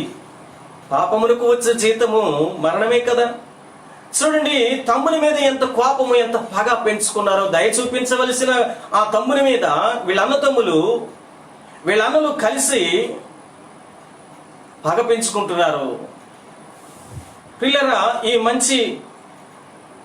ఈ యోసేపును వీళ్ళెందుకు చేతులారా వీళ్ళు దూరం చేసుకుంటున్నారు అనంటే పగ, ద్వేషం, అసూయ. తమ్ముని మీద జాలి కలిగి ఉండాలి అన్నలు. ఈ లోకంలో అన్నలు ఎలాగున్నారు? అన్నదమ్ములు కొట్టుకుంటూ ఉన్నారు, అన్నదమ్ములు తిట్టుకుంటూ ఉన్నారు, అన్నదమ్ములు చంపుకుంటూ ఉన్నారు. కారణం దేని కొరకు అనంటే చిన్న చిన్న మాటల వలన, లేక ఆస్తి తగాదాల వలన, ఆస్తిపాస్తుల వలన అన్నదమ్ములు కొట్టుకుంటూ ఉన్నారు, అన్నదమ్ములు ద్వేషించుకుంటూ ఉన్నారు, అన్నదమ్ములు దూషించుకుంటూ ఉన్నారు, అన్నదమ్ములు చంపుకుంటూ ఉన్నారు. ఇది ఎక్కడి నుంచి వచ్చింది? ఆది కాండంలో ఆదాము అవ్వల కుమారుడు హేబేలు దేవునికి మంచిది, శ్రేష్టమైన ఆ కానుక ఇచ్చినప్పుడు ఈ కయ్యను తమ్ముని మీద కోపగించాడు. దేవునికి మంచిది ఇవ్వటం చాలా మందికి ఇష్టం ఉండటం లేదు. మంచిది ఇచ్చినందుకు కూడా పగపించుకుంటూ ఉన్నారు. దయ చూపించాలి, దయ కలిగి జీవించాలి, దయగలిగిన మాటలు మాట్లాడాలి. కాబట్టి వీళ్ళు యోసేపు వాళ్ళ అన్నలు చేసినటువంటి ఆ పొరపాట్లు, ఆ చెడు పనులు తండ్రికి చెప్పినందుకు కూడా కోపగిస్తూ ఉన్నారు. చదవండి మాటలు. అప్పుడు యోసేపు వారి చెడుతనమును గూర్చిన సమాచారము వారి తండ్రి యొద్దకు తెచ్చుచూ ఉండేవారు. వాడు రోజు చేసే చెడు పనులు రోజు చెప్తూ ఉన్నాడు, నాన్న ఇలా చేస్తున్నారు అన్నలు అని. మరియు యోసేపు ఇశ్రాయేలు వృద్ధాప్యమందు పుట్టిన కుమారుడు కనుక తన కుమారులందరికంటే ఎక్కువగా అతని ప్రేమించి అతని కొరకు విచిత్రమైన నిలువుటంగి కూడా కుట్టించాడు. మంచి ప్రశస్తమైనటువంటి, ఎంతో అందమైనటువంటి, విలువైనటువంటి ఆ నిలువుటంగి యేసు ప్రభు కూడా, బాలుడైనటువంటి యేసు ప్రభు కూడా, మరి మరియా తన తల్లి అయినటువంటి మరి కూడా ఒక చక్కని నిలువుటంగి కూడా కుట్టించటం మనం చూస్తూ ఉంటాం. అది తండ్రి కుమారుని ప్రేమించి, అంటే మరి నా విషయంలో ఒకసారి మరి ఆలోచిస్తే, మరి ఒక తండ్రి కుమారులందరినీ సమానంగా ప్రేమించాలి కానీ ఒక కుమారుని పట్ల ఎక్కువ ప్రేమ, ఒక కుమారుని పట్ల తక్కువ ప్రేమ అనేది ఎందుకు మరి ఈ మాట ఉన్నదో మనకు అర్థం కావటం లేదు. ఎందుకంటే తండ్రి బిడ్డలను సంపాదించుకున్నాడు. ఒకరి మీద ప్రేమ లేకపోవటం, ఒకరికి ఎక్కువ ఇవ్వటం, ఒకరికి తక్కువ ఇవ్వటం అది తప్పే. కానీ అదంతా ఎందుకు జరిగిందో ఒకసారి మనం ఒక పరిశీలన చేసుకుంటే, అది మరి భక్తులు అంటే నేను అనుకుంటాను మనిషి కాబట్టి ఇలాంటి తారతమ్యాల వ్యత్యాసాలు ఉంటాయి అని నేను అనుకుంటున్నా. మనుషులు అంతే, మనుషులు ఏదో ఒక లోపం కలిగి ఉంటారు అని నేను అనుకుంటున్నాను. అందుకే యాకోబు తన వృద్ధాప్యమందు పుట్టిన ఆ కుమారుడు యోసేపుని ఎక్కువగా ప్రేమించటం, అలాగే ఆ చక్కని నిలువుటంగి కూడా కుట్టించటం అన్నలకి ఇది పాపం వచ్చింది. అందుకనే ఈ అన్నలు పగ పెంచుకున్నారు, దయ చూపించడం మానేసి. చదవండి. అతని సహోదరులు తమ తండ్రి అతనిని తమ అందరికంటే ఎక్కువగా అందరికంటే యోసేపును ఎక్కువగా ప్రేమించుట చూసినప్పుడు వారు అతని మీద పగబట్టి అతని క్షేమ సమాచారమైనను అడుగలేకపోతున్నారు. తమ్ముడు ఎలా ఉన్నాడు అనేది మర్చిపోయారు. ఈ లోకంలో కూడా ఇలాంటి సన్నివేశాలు జరుగుతున్నాయి. అది మనకు తగదు. అన్నదమ్ములు కలిసి జీవించాలి తప్ప, ఎందుకంటే ఒక తండ్రి కడుపును పుట్టిన వారే కదా. అన్నదమ్ములు కలిసి జీవించాలి. అన్నదమ్ములు మాట సమకూర్చుకోవాలి, మాట కలుపుకోవాలి. అన్నదమ్ములు ద్వేషించటం గాని, అన్నదమ్ములు విమర్శించటం గాని అది ప్రభు బిడ్డలమైనటువంటి వాక్యం వింటున్నటువంటి మనకు తగదు. అది క్రైస్తవ జీవితానికి విరుద్ధం. అది విశ్వాస యాత్రకు ఆటంకం. పిల్లలు గమనించండి, దయ కలిగి జీవిస్తున్నారా? అన్నదమ్ములున్న వారి కుటుంబంలో తల్లిదండ్రులకు శోకంగా ఉన్నారా? హేబేలు మంచి అర్పణ దేవునికి ఇచ్చినందుకు కోపగించి తమ్ముడిని చంపేశాడు కయీన్. అయ్యో, నాకంటే మంచిది దేవునికి ఇచ్చాడే, నేను ఇవ్వలేకపోయానే అని కయీన్ అనుకోలేకపోయాడు. అలాగే యోసేపు విషయంలో కూడా అదే జరిగింది. కాబట్టి మనం నేర్చుకోవాల్సింది ఏమిటి అని అంటే, దేవుని దయ మనము కూడా కలిగి ఉన్నాము కాబట్టి మనం ఇతరుల పట్ల దయ కూడా కలిగి ఉండాలి. అలాగే అన్నదమ్ముల పట్ల దయ కలిగి ఉండాలి. అన్నలను ద్వేషించకూడదు, తమ్ముడు అన్నలను ద్వేషించకూడదు, అన్నలు తమ్ముడు ద్వేషించకూడదు. అందరూ కూడా ఒక తల్లికి పుట్టిన బిడ్డలు కాబట్టి, అందరూ కూడా దేవుని దయను పొందుకున్నారు కాబట్టి, అందరూ దేవుని ప్రియమైనటువంటి బిడ్డలు కాబట్టి ఎప్పుడు కూడా దయ కలిగి ఉండాలి తప్ప, ఒకవేళ మనం మనుషులం కాబట్టి ఏదైనా కోపం ఉంటే కనుక అది సూర్యుడు అస్తమించే ముందే పోవాలి. అది సూర్యుడు అస్తమించే వరకు ఉండకూడదు. ఆ పగ, ఆ ద్వేషం మరలా దయ అనే జీవితంలోనికి రావాలి. మరలా ఆ దయ కలిగిన మాటలే మనం మాట్లాడుతూ ఉండాలి. ఆ దయ కలిగినటువంటి శుభవచనాలే ఇతరుల పట్ల కూడా, నీ కుటుంబంలో కూడా, నీ అన్నల మీద కూడా, లేక నీ తమ్ముని మీద కూడా అలాంటి దయను చూపిస్తే గనక నీ ఇంటి మంచి విశ్వాసి ఎవరున్నారు? ప్రియ దేవుని బిడ్డలారా, జ్ఞాపకం చేసుకోండి. ఇక్కడ ఇంకొక వచనంలోనికి 28వ వచనం చూడండి. 28వ వచనం, అదే అధ్యాయం 28వ వచనం. మిథ్యానీయులైన వర్తకులు ఆ మీదుగా వెళ్ళుచుండగా, ఆ దారిని పోచుండగా, వారు ఆ గుట్టల నుండి యోసేపును పైకి తీసి ఆ ఇస్మాయిలుకు 20 తులముల వెండికి అమ్మివేసిరి. ఎవరు నమ్మేశారండి? యోసేపు నమ్మేశారు. ఎందుకు? తండ్రి ప్రేమించినందుక, తండ్రి మంచి నిలువుటంగి కుట్టించినందుక, తండ్రి ఆ చక్కని ఆ యోసేపు కలలు కని భావము చెప్పుతున్నందుక, తమ్ముని మీద దయ కలిగి ఉండవలసిన అన్నలు తమ్ముని మీద పగ పెంచుకొని ఏం చేశారంట? గోతులో వేసేసారు. చంపేదామని గోతులో వేసేసారు.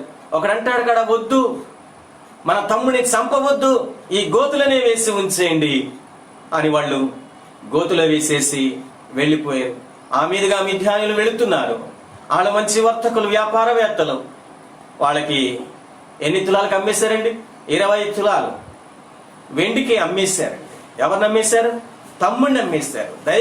దయ చూపించవలసిన అన్నలు తమ్ముడిని గుట్టలో వేసి చంపేదామని ప్రయత్నం చేసి ఒకరి మాటతో చంపుకోకుండా గొంతుతో వేసేసి అలా వ్యాపారవేత్తలు వెళుతున్నప్పుడు వాళ్ళకి 20 తులముల వెండికి అమ్మివేశారు తమ్ముణ్ణి.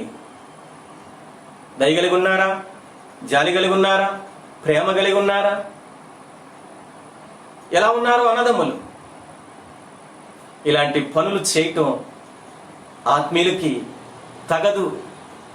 ఆత్మీయులకి అసలు ఇలాంటి వ్యవహారాలు కుదరదు. దయను పెంచుకోవాలి. ఒకవేళ నీవు దయ కలిగి జీవించకపోతే ఆ దయ కలిగిన దేవుణ్ణి నువ్వు అర్థించాలి.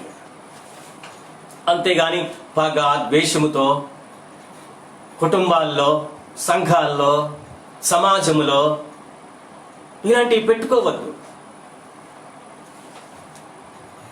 కాబట్టి యాకోబుని ఎవరికి అమ్మేశారండి? ఆ మిథ్యానీయులకు అమ్మేశారు 20 తులం వెండికి. యోసేపును అమ్మేశారండి. 36వ వచనంలో 50వ అధ్యాయమే 36వ వచనంలో మనం చూసినట్లయితే, ఆది కాండం 50వ అధ్యాయం 36వ వచనంలో మనం చూసినట్లయితే 41 చూడండి. 41వ అధ్యాయం 39 చూడండి. 41వ అధ్యాయం 39 చూడండి. అక్కడ చూడండి కొన్ని మాటలు మన అక్కడ. మరియు ఫరో, దేవుడు ఎంతయు నీకు తెలియపరచును కనుక నీ వలె వివేక జ్ఞానములు గలవారెవరును. ఎవరికి అమ్మేశారండి? వ్యాపారవేత్తలకు అమ్మేశారు. వాళ్ళు తీసుకెళ్లి ఫరో దగ్గర ఉన్నటువంటి ఆ యొక్క అమ్మేశారు. అక్కడ ఎవరికి అమ్మేశారంటే పోతీఫర్కి అమ్మేశారు. ఎవరిని అమ్మేశారండి? యోసేపుని అమ్మేశారు. 20 తులాల వెండికి ఈ వర్తకులు, మిథ్యానీయులైనటువంటి వర్తకులకి అమ్మేసి అన్నలు తమ్ముడిని యోసేపుని ఆ వర్తకులు తీసుకువెళ్ళి పోతీఫర్ దగ్గర ఆ యొక్క ఆ వ్యక్తిని అమ్మేశారు, యోసేపుని. చూడండి, ఆయన చక్కగా ఆ ఫరో దగ్గర మన్ననలు పొందుకున్నాడు. చదవండి కాస్త ముందుకి. 41వ అధ్యాయం 39 నుంచి కొన్ని వచనాలు అక్కడ. మరియు ఫరో, దేవుడు ఎంతయు నీకు తెలియపరచును కనుక నీ వలె వివేక జ్ఞానములు గలవారు. చూసారా, పోతీఫర్ అంటున్నాడు, ఫరో అంటున్నాడు. ఎందుకంటే పోతీఫర్కి అమ్మేశారు ఫరో దగ్గర.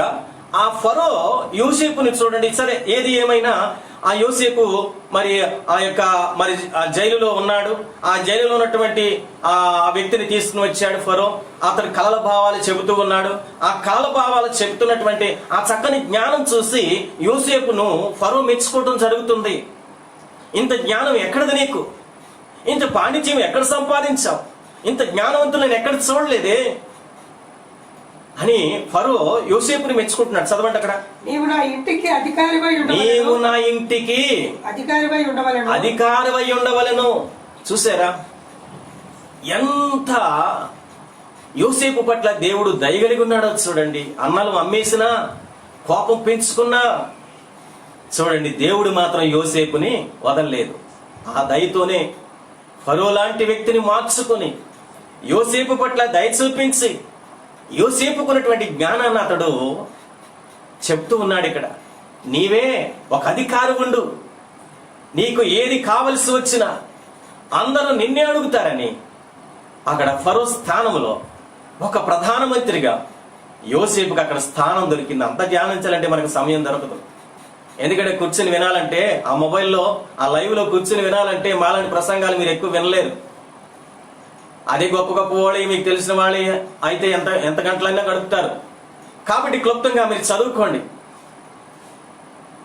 ఇక్కడ పోతీఫర్కి అమ్మేసినప్పుడు ఆ ఫరో ఈయన్ని పిలిపించి యోసేపును ఆ చక్కగా మెచ్చుకుంటూ ఉన్నాడు.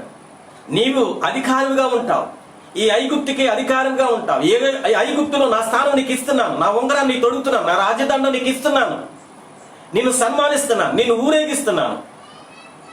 యోసేపుకి ఎంత దయ దేవునిది దొరికిందో చూసారా. మనుషులు ద్వేషించిన దేవుడు, మనుషులు పగ పెంచుకున్న దేవుడు దయని చూపిస్తూ ఉన్నాడు యోసేపు పట్ల. ఎందుకంటే దేవుని యందు భయభక్తులు ఉన్న వారికి ఎప్పుడు కూడా దేవుని దయ తోడుగా ఉంటుంది. ఆమేన్. కాబట్టి నా ప్రజలందరూ నీకు విధేయులందరూ. ఎందుకంటే ఫరోకి విధేయులై ఉండాలి ఆ దేశంలో ప్రజలందరూ కూడా. కానంటాడు, నా స్థానం నీకు ఇస్తున్నాను, నా రాజదండం నీకు ఇస్తున్నాను, నా ఉంగరం నీకు పెడుతున్నాను, నేను ఊరేగింపుగా నిన్ను తీసుకుని వెళ్తాను, నా ప్రజలందరూ కూడా నీకే లోబడతారు. హల్లెలూయా. ఎంత దయ కలిగి ఉన్నాడు యోసేపు. సింహాసనం విషయంలో మాత్రమే నేను నీకంటే పైవాడనై ఉండినని యోసేపుతో. సింహాసనం ఆ దగ్గరికి వచ్చేటప్పటికి మాత్రం నేను నీకంటే కాస్త పైవాడిగా, ఏదో నేను నామకావాస్తిగా ఉంటాను, కానీ ప్రజలందరూ కూడా నీ దగ్గరికే వస్తారు. చూసారా, అలాంటి సందర్భంలో అన్నలు కరువుకున్న ఆ ప్రాంతం, కరువుకున్న సంవత్సరాలు తమ్ముని దగ్గరికి వెళ్ళారు. తమ్ముడని తెలియక తమ్ముడిచ్చిన ఆ దయ, తమ్ముడు చూపిస్తున్న దయ అన్నల మీద. ఇప్పుడు చదవండి 50వ అధ్యాయం 21వ వచనం. ఇప్పుడు చదవండి ఏమంటున్నాడు తమ్ముడైనటువంటి యోసేపు అన్నల మీద ఏమంటున్నాడో.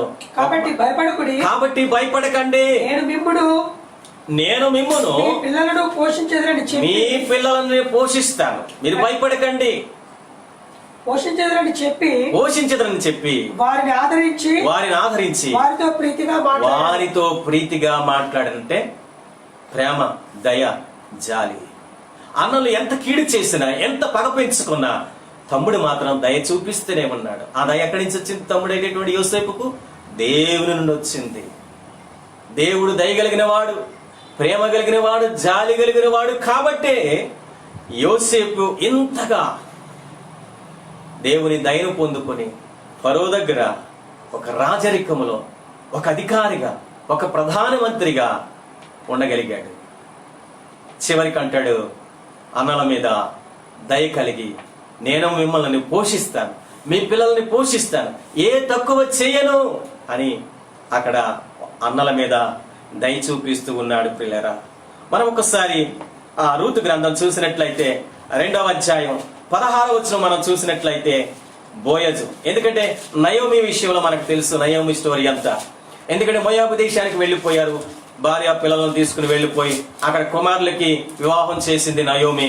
అక్కడ కుమారులు భర్త చనిపోయారు. అక్కడ మరి కోడళ్ళు ఇద్దరే ఉన్నారు, రూతు అలాగే ఓర్ప. కాబట్టి ఓర్ప మరి భర్తలో పోగొట్టుకున్న యవన స్త్రీలు కాబట్టి ఓర్ప అత్తను ముద్దు పెట్టుకుని వెళ్ళిపోయింది. అయితే రూతు మాత్రం అత్త దగ్గరే ఉన్నది. అంటది, నీ దేవుడు నా దేవుడు, నీవున్న చోట నేను ఉంటాను, నువ్వేమి తింటావు అది తింటాను, నువ్వేది కడతావు అది కడతాను, నీ దేవుడే నా దేవుడు, నీ జనమే నా జనము, నీ సమాధి ఎక్కడుంటే నా సమాధి కూడా అక్కడే ఉంటుంది. చూసారా, నయోమి గ్రహించలేని ఆ దేవుని దయ ఒక అన్యురాలైనటువంటి ఈ రూతు దేవుని దయ గ్రహించగలిగింది. అత్తానని వెళ్ళిపోమని అనుకోపో, నీ దేవుడే నా దేవుడు. చూసారా, దేవుని దయ పొందుకుంది. చివరికి అంటది బోయజు దగ్గరికి పంపించింది.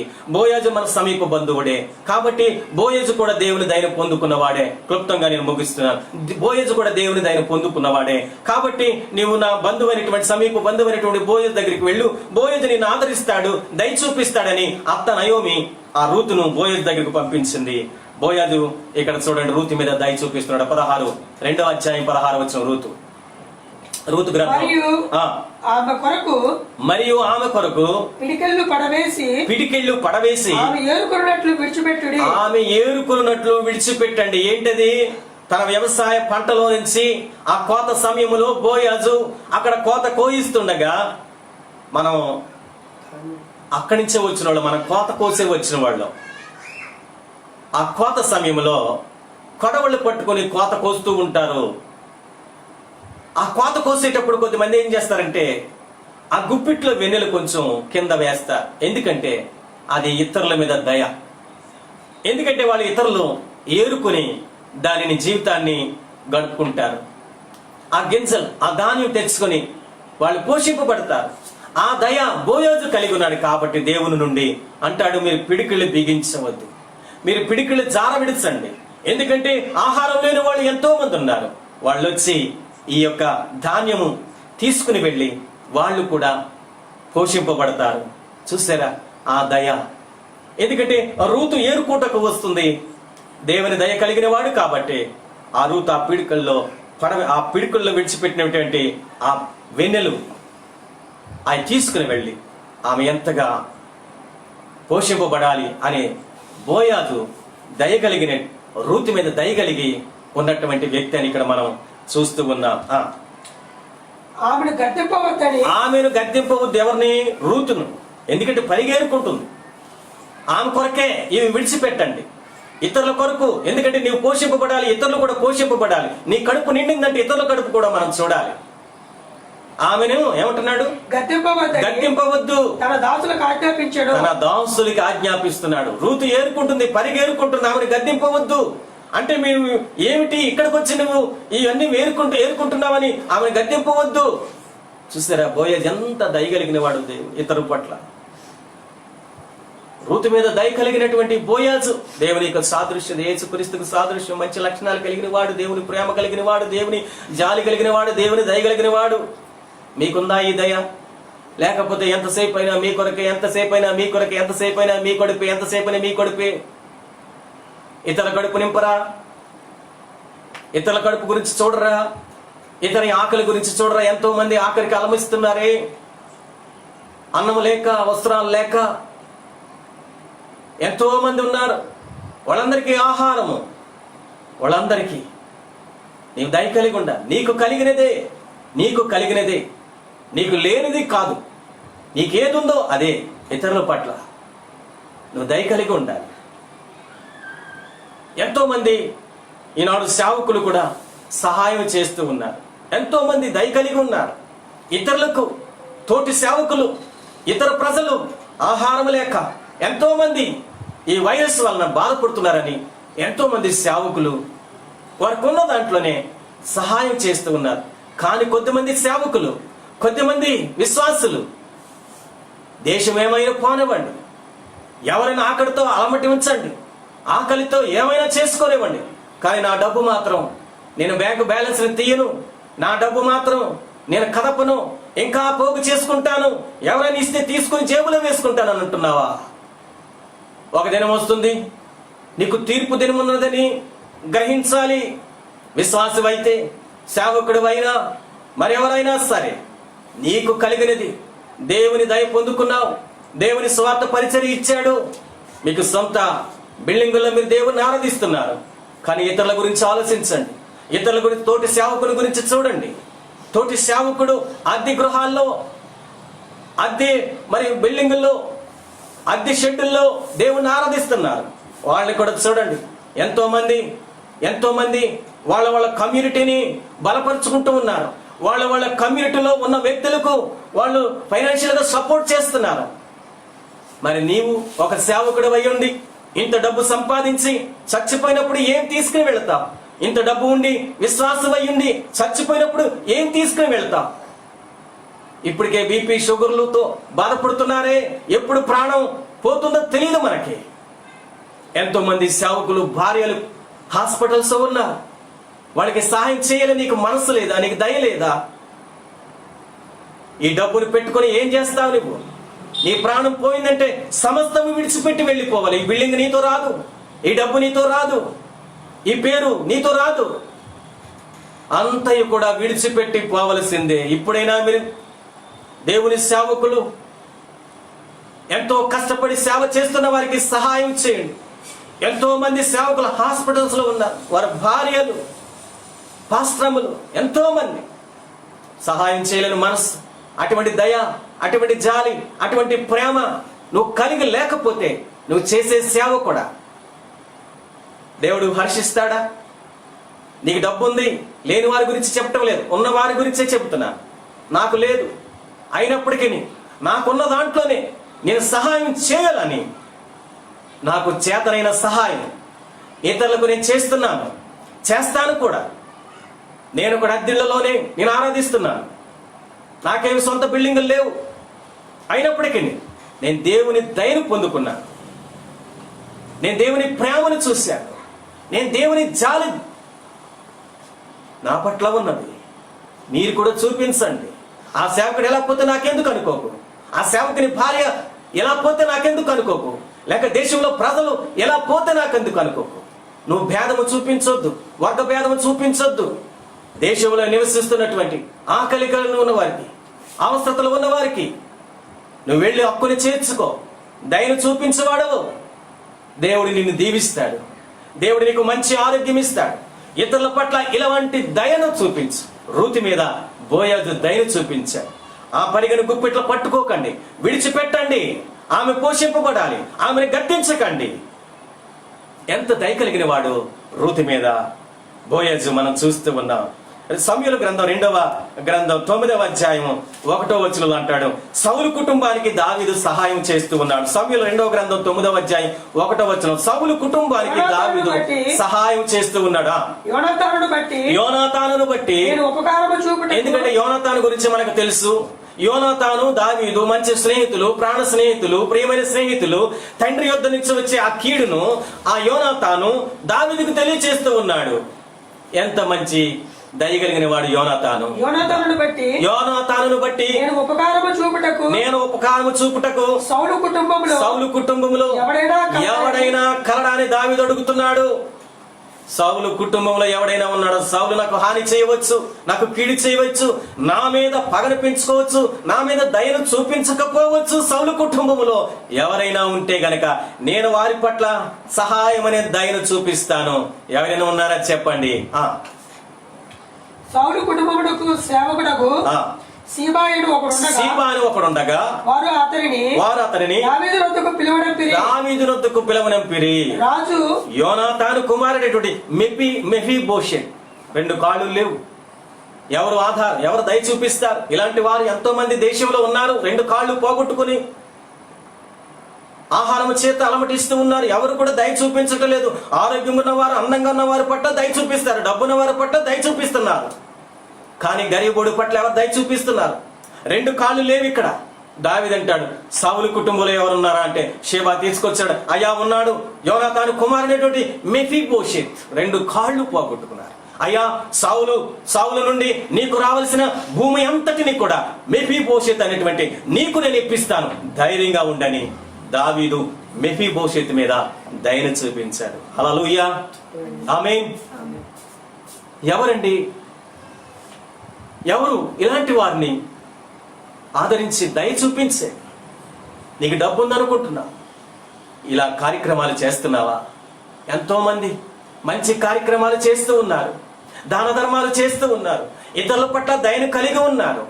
మరి నీవు సేవకుడు అంటావు, నీవు విశ్వాసి అంటావు, ఎన్నో సంఘాలు ఉన్నాయంటావు, ఎన్నో పేరుందంటావు. డబ్బుని పెట్టుకుని ఎందుకు రోగాల చేత మురిగిపోతూ ఉన్నారు?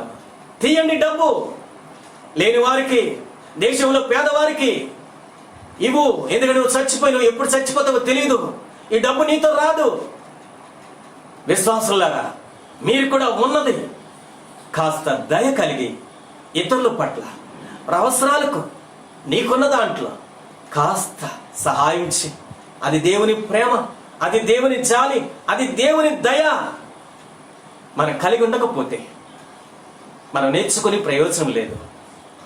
కాబట్టి మెఫీబోషెతుకి దావీదు దయను చూపించి, నీ తాత నుండి వచ్చే ఆ భూమి అంతటిని కూడా నీకు ఇస్తాను మెఫీబోషెత్. దావీదు ఎంత దయ కలిగి ఉన్నాడో మెఫీబోషెత్ మీద. 2 కాళ్ళు లేవండి, కుంటివాడు. ఎవరండి కుంటివాడికి సహాయం చేసేది? ప్రభుత్వం కూడా నానా పథకాలు పెట్టి సహాయం చేస్తుంది. ఒకవేళ ప్రభుత్వమే సహాయం చేస్తుందని నీవు ఊరుకుంటున్నావా? ప్రభుత్వం నీవు కూడా భాగస్వామి కదా, నీవు ప్రభుత్వమే కదా. హల్లెలూయా. ఇలాంటి వారిని ఆదరించండి, దేవుని దయ వారిపై చూపించండి. అందంగా ఉన్న వారికి సహాయం చేస్తున్నావా? దయ చూపిస్తున్నావా? డబ్బున్న వారి మీదే దయ చూపిస్తున్నావా? నాకేదో 1,00,000 రూపాయలు ఇచ్చాడు కాబట్టి మళ్ళా తిరిగి నేను 2 లక్షలు వచ్చానని ఉన్నవాడు సహాయం చేసుకుంటున్నాడా? దయని చూపించుకుంటున్నాడా? ప్రభు అంటాడు, నీవెవరికైతే సహాయం చేస్తావో వాళ్ళు మరలా నీకు సహాయం చేయలేని స్థితి వారికే చెయ్యి. వాళ్ళ మీద నువ్వు దయ చూపించు. ఆ క్రెడిట్ పరలోకంలో ఉంటుంది నీకు. హల్లెలూయా, ఆమేన్. కాబట్టి దావీదు ఎవరి మీదండి దయ చూపించింది? మెఫీబోషెత్ మీద. సౌలు ఎంత దావీదు మీద కక్ష పెట్టినా, పగ పెంచుకున్నా, యోనాతానును బట్టి, యోనాతానుకున్నటువంటి దావీదు మీద దయను బట్టి, ఆ యోనాతాను దావీదు మీద దయ చూపించాడు కాబట్టి, ఆ దావీదుకు ఉన్నటువంటి దయ దేవుని నుంచి వచ్చింది కాబట్టి, ఆ దయ యోనాతాను కుమారుని బట్టి మెఫీబోషెత్ మీద చూపించాడు. ఆ దయ నువ్వు చూపించు. నేను దేవుడు నా ప్రియ విశ్వాసి అని చెప్తాడు. తర్వాత లూకాసు వార్త 10వ అధ్యాయం 34వ వచనం చూసినట్లయితే అక్కడ మంచి సమరయుడి గురించి మనం చూస్తాం. దొంగల చేత కొన ప్రాణముతో ఆ రోడ్డు పక్కన పడినటువంటి ఆ యొక్క వ్యక్తిని ఒక వ్యక్తి వచ్చాడు, చూసుకుంటూ పోతూ ఉన్నాడు, నాకెందుకులే అని. రెండో వ్యక్తి వచ్చాడు, చూసుకుంటూ పోతున్నాడు, నాకెందుకులే అని. వీళ్ళందరూ నాకెందుకులే అనుకుంటే, దేవుడు నిన్ను కూడా నాకెందుకులే అనుకుంటే నీ జీవితం ఇలా ఉండేదా? నీవు ఇంత డబ్బు సంపాదించేవాడువా? ఇన్ని బిల్డింగులు కట్టుకొని ఇంత నాకు మరి ఆ సంఘాలున్నాయని చెప్పుకుంటావా? చెప్పుకోవు. ఎందుకంటే దేవుడు దయగలగడు కాబట్టి నీకు సమస్తాన్ని ఇచ్చాడు. ఇప్పుడు నేను విరవీగుతున్నా, నాకంటే గొప్పవాడు, నాకున్న సంఘాలు నాకు లేవు, నాకొంత డబ్బు నాకు లేదు. ఇతరులకు లేని డబ్బు నాకు ఇచ్చాడు, ఇతరులకు లేని సంఘాలు నాకు ఇచ్చాడు, ఇతరులు లేని పేరు నాకు ఇచ్చాడు దేవుడు. ఒకవేళ అనుకున్నావా నువ్వు దేవుడే ఇచ్చిందని, లేక నువ్వు సంపాదించుకున్నావా? కాదే, దేవుడు ఇచ్చిన దయది. నీకు ఎన్ని బిల్డింగులు ఉన్నా, ఎన్ని సంఘాలు ఉన్నా, ఒక విశ్వాసం అయితే నీకు ఎంత డబ్బున్నా, అది దేవుడిచ్చిందని గ్రహించాలి. ఇతరుల పట్ల వారెవరైనా కావచ్చు, కేవలం క్రైస్తవులే కాదు, ఇతరుల పట్ల దేశంలో ఎంతో మంది ఉన్నారు. దయని చూపించు. ఇక్కడ ఏమంటాడు? మంచి సమరయుడు లూకాసు వార్త 10వ అధ్యాయం 34వ వచనంలో అతనిని చూసి అతని మీద జాలిపడి దగ్గరకు పోయి నూనెయు ద్రాక్షారసము పోసి అతనికి గాయములు కట్టి తన వాహనం మీద వచ్చి ఎక్కించుకుని తీసుకుని వెళ్లి గాయపడిన వ్యక్తిని ఒక పూటకోళవని ఇంటి పెట్టి అతన్ని పరామర్శించిన మూడో వ్యక్తి అంటే యేసు క్రీస్తే. హల్లెలూయా. అది యేసు క్రీస్తుకి సాదృశ్యం. తండ్రి, కుమార, పరిశుద్ధాత్మ త్రియేక దేవుడే. గాయపడిన వ్యక్తిని మొదటివాడు చూసుకుంటూ వెళ్ళాడు, నాకెందుకు. రెండోవాడు చూసుకుని వెళ్ళిపోయాడు, నాకెందుకులే లేనిపోని శరాన్ని. మూడోవాడు వస్తున్నాడు, ఇదిగో పూట పొలం వాడి దగ్గర పెట్టాడు, ఎంత డబ్బైనా ఇస్తాను, గాయాలు నయించి ఇతను బాగుచ్చి నీకెంత అయినా ఇస్తానని అక్కడ పెట్టి వెళ్ళిపోయాడంటే దీనికి సాదృశ్యం యేసు ప్రభువే కదా. గాయపరచబడ్డాడు నీ కొరకు నా కొరకు సిలువను మోసాడు. సిలువలో గాయాలు, ఆయన ముఖం అంతా వికారముగా చేయబడింది, ఆయన దేహాన్ని దున్నేసరి నీపై నాపై దయ చూపించాడు కాబట్టి ఆయన దేహాన్ని దున్నించుకున్నాడు, ఆయన దేహాన్ని కాల్చుకున్నాడు ఎండలో. ప్రియులరా, నీ కొరకు నా కొరకే అందుకే ఇతరుల గురించి ఆలోచన దయ కలిగి ఉండు. కాబట్టి పూటకుండా వాడి దగ్గర పెట్టి ఎంత డబ్బు అయినా ఇస్తాను, ఆహారం పెట్టు, అతని పోషించు, అతడు బాగుపడిన తర్వాత తిరిగి వస్తాను, డబ్బు ఇస్తాను. ఎవరండి మంచి సమరయుడు? యేసు క్రీస్తు మాత్రమే కొన ప్రాణంతో కొట్టిమిట్టాడుతున్నటువంటి వ్యక్తిని రక్షించగలిగాడు. హల్లెలూయా. మన దేవుడు రక్షకుడు యేసు క్రీస్తు సిలువలో తన ప్రాణాన్ని పెట్టాడు. నిన్ను నన్ను కన్నాడు, పెంచాడు, పోషిస్తున్నాడు. ఇతరులపై దయ చూపించవా? దేవుడు మనపై దయ చూపించినటువంటి దయ ఇతరుల పట్ల నువ్వు చూపించకపోతే నీ సేవా పరిచర్య, నీ ఆత్మీయ జీవితము వృధానే అని తెలుసుకున్నా ప్రియ సంఘమా. అపోస్తల కార్యాలు 16వ అధ్యాయం 33వ వచనంలో చూసినట్లయితే అక్కడ పౌలు శీలలు సువార్త పరిచర్య విషయంలో అక్కడ చెరసాలలో బందీలుగా ఉన్నారు. అపోస్తల కార్యాలు 16వ అధ్యాయం 33వ వచనంలో రాత్రి ఆ గడియలోనే అతడు వారిని తీసుకుని వచ్చి వారి గాయములు కడిగెను. వెంటనే అతడు అతని ఇంటి వారందరూ బాప్తిస్మము పొందిరి. పౌలు శీలలు చెరసాలలో మగ్గుతూ ఉన్నారు. దేవుని పరిచయ విషయం, దేవుని మాటల విషయం, దేవుని యొక్క త్యాగ జీవితం ఇతరులకు ప్రకటిస్తున్నారు. దేవుని దయను పబ్లిసిటీ చేస్తున్నారు. దేవుని దయను గ్రామాలకు, వీధులకు స్వార్థను తీసుకుని వెళుతున్నారు. ఆ విషయంలో కూడా పౌలు శీలలు పట్టబడి బందీలుగా ఉన్నప్పుడు చెరసాల నాయకుడు ఎదుగో వారు పౌలు శీలలు చెరసాలలో బందీలుగా ఉంటూ దేవుని స్తుతిస్తూ ఆరాధిస్తున్నప్పుడు చెరసాల పునాదులు అదిరిపోని చెరసాల నాయకుడు వచ్చి అక్కడ లైట్ పెట్టుకుని వీళ్ళు వెళ్ళిపోయిన ఉన్నారా లేదా అని చూస్తూ ఉన్నప్పుడు, నువ్వు ఏ హాని చేసుకోవద్దు, మేము పిరికివారము కాదు, మేము ఎక్కడికి వెళ్ళలేదు, మేము ఇక్కడే ఉన్నాం, ఏ హాని చేసుకోవద్దని ఆ చెరసాల నాయకుడి మీద దయను చూపించి అతని ప్రాణాన్ని కాపాడగలిగారు. అతను ఏ హాని చేసుకోవద్దు, మేము ఇక్కడే ఉన్నాం, మేము దేవుని బిడ్డలం, మేము దేవుని దయ కలిగిన వాళ్ళం, మేము పిరికి వాళ్ళం కాదు, మేము మోసం చేసే వాళ్ళం కాదు, నీ ప్రాణాన్ని తీసుకోవద్దు, నీ కుటుంబాన్ని అనాథ పాలు చేసుకోవద్దు, మేము ఇక్కడే ఉన్నాం. అయ్యలారా, మీరు నా ప్రాణాన్ని నిలిపారే, నాకు ధైర్యాన్ని ఇచ్చారే, నా విశ్వాసముని ఇంకా ముందుకు తీసుకుని వెళ్ళారే మీ మాటల ద్వారా. మీ అంత దయగలిగిన వాళ్ళు నేను ఇంతవరకు చూడలేదే. సరసాలలో మగ్గుతున్న వారు పారిపోవాలని చూస్తారు, కానీ మీరింత ధైర్యంగా దేవుని ఆరాధిస్తున్నారే, ఇంత ధైర్యంగా దేవుని స్తుతిస్తున్నారే, ఇంత దయగలిగిన నా మీద ఉన్నారే, నన్ను ఏ హాని చేసుకోవద్దన్నారే, మీరు ఎక్కడికి వెళ్ళలేదే. అయ్యలారా, రక్షణ పొందటానికి నేను ఏం చెయ్యాలి? పౌలు శీలలు అంటారు, నువ్వేమి చేయనవసరం లేదు, ప్రభు యేసునందు విశ్వాసం ఉంచుము, నీవును నీ ఇంటి వారును రక్షణ పొందుదురు. ఆమేన్. హల్లెలూయా. రక్షణ నీ కొరకు సిద్ధముగా ఉన్నది. సిలువలో కాచిన ప్రశస్తమైన రక్తం ప్రతి పాపిని కడిగి శుద్ధి చేసి ప్రతి వారి పాప జీవితాన్ని క్షమించి రక్షణ అనుభవంలోనికి తీసుకుని వచ్చి దేవుని దయ, దేవుని కృప, దేవుని జాలి మన మీద లేకపోతే మనం ఈ దినము సంతోషంగా ఉండేవాళ్ళం కాదు, ఈ దినము దేవుని ఆరాధించే వాళ్ళము కాదు, ఈ దినము దేవుని యందు విశ్వాసం ఉంచే వాళ్ళము కాదు, ఈ దినము దేవుని ఆశీర్వాదాలు అనుభవించే వాళ్ళము కాదు. నీకున్న ఆస్తిపాస్తులు, నీకున్న సిరి సంపదలు నీతో రావు, విడిచిపెట్టి పోవలసింది. గ్రహించు, దేవుని దయను పొందుకో. దేవుని దయ గురించి వింటున్నావు, దేవుని దయ గురించి చదువుతున్నావు, దేవుని దయ గురించి ప్రకటిస్తున్నావు.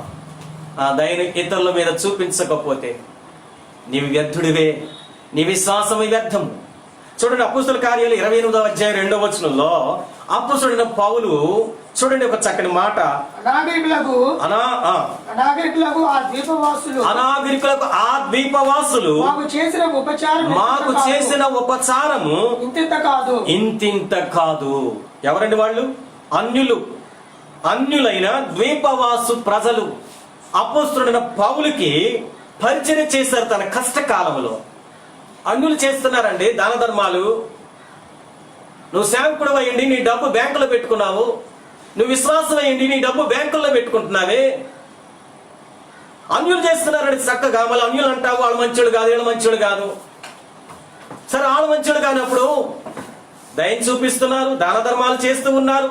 ఇలాంటి పరిస్థితులు ఎంతో మంది లేని వారికి ఆహారం పెడుతున్నారు. వేసవకాలం వస్తే ఎంత దయలుగా ఉంటారండి వాళ్ళు. రోడ్డు పక్కని చక్కని ఆ పాత్రలు పెట్టి చల్లని నీళ్ళు ఇస్తారు, చల్లని మజ్జిగ అందిస్తారు. వాళ్ళకున్న దాన ధర్మాలు సేవకుడమైందుకు కూడా నీకెందుకు లేదు? నీ డబ్బుతో నువ్వు ముగిపోతున్నావా? అసలు ఈ బీపీ షుగర్లో విశ్వాసులకి సేవకులకి డబ్బు నిన్ను రక్షించదు. దయగలిగి జీవించు, దయగలిగి సువార్త ప్రకటించు. ఉచితముగా సువార్త ప్రకటించబడింది కాబట్టి నువ్వు ఉచితముగానే. మరి నేనెలా పోషింపబడాలి అంటావేమో.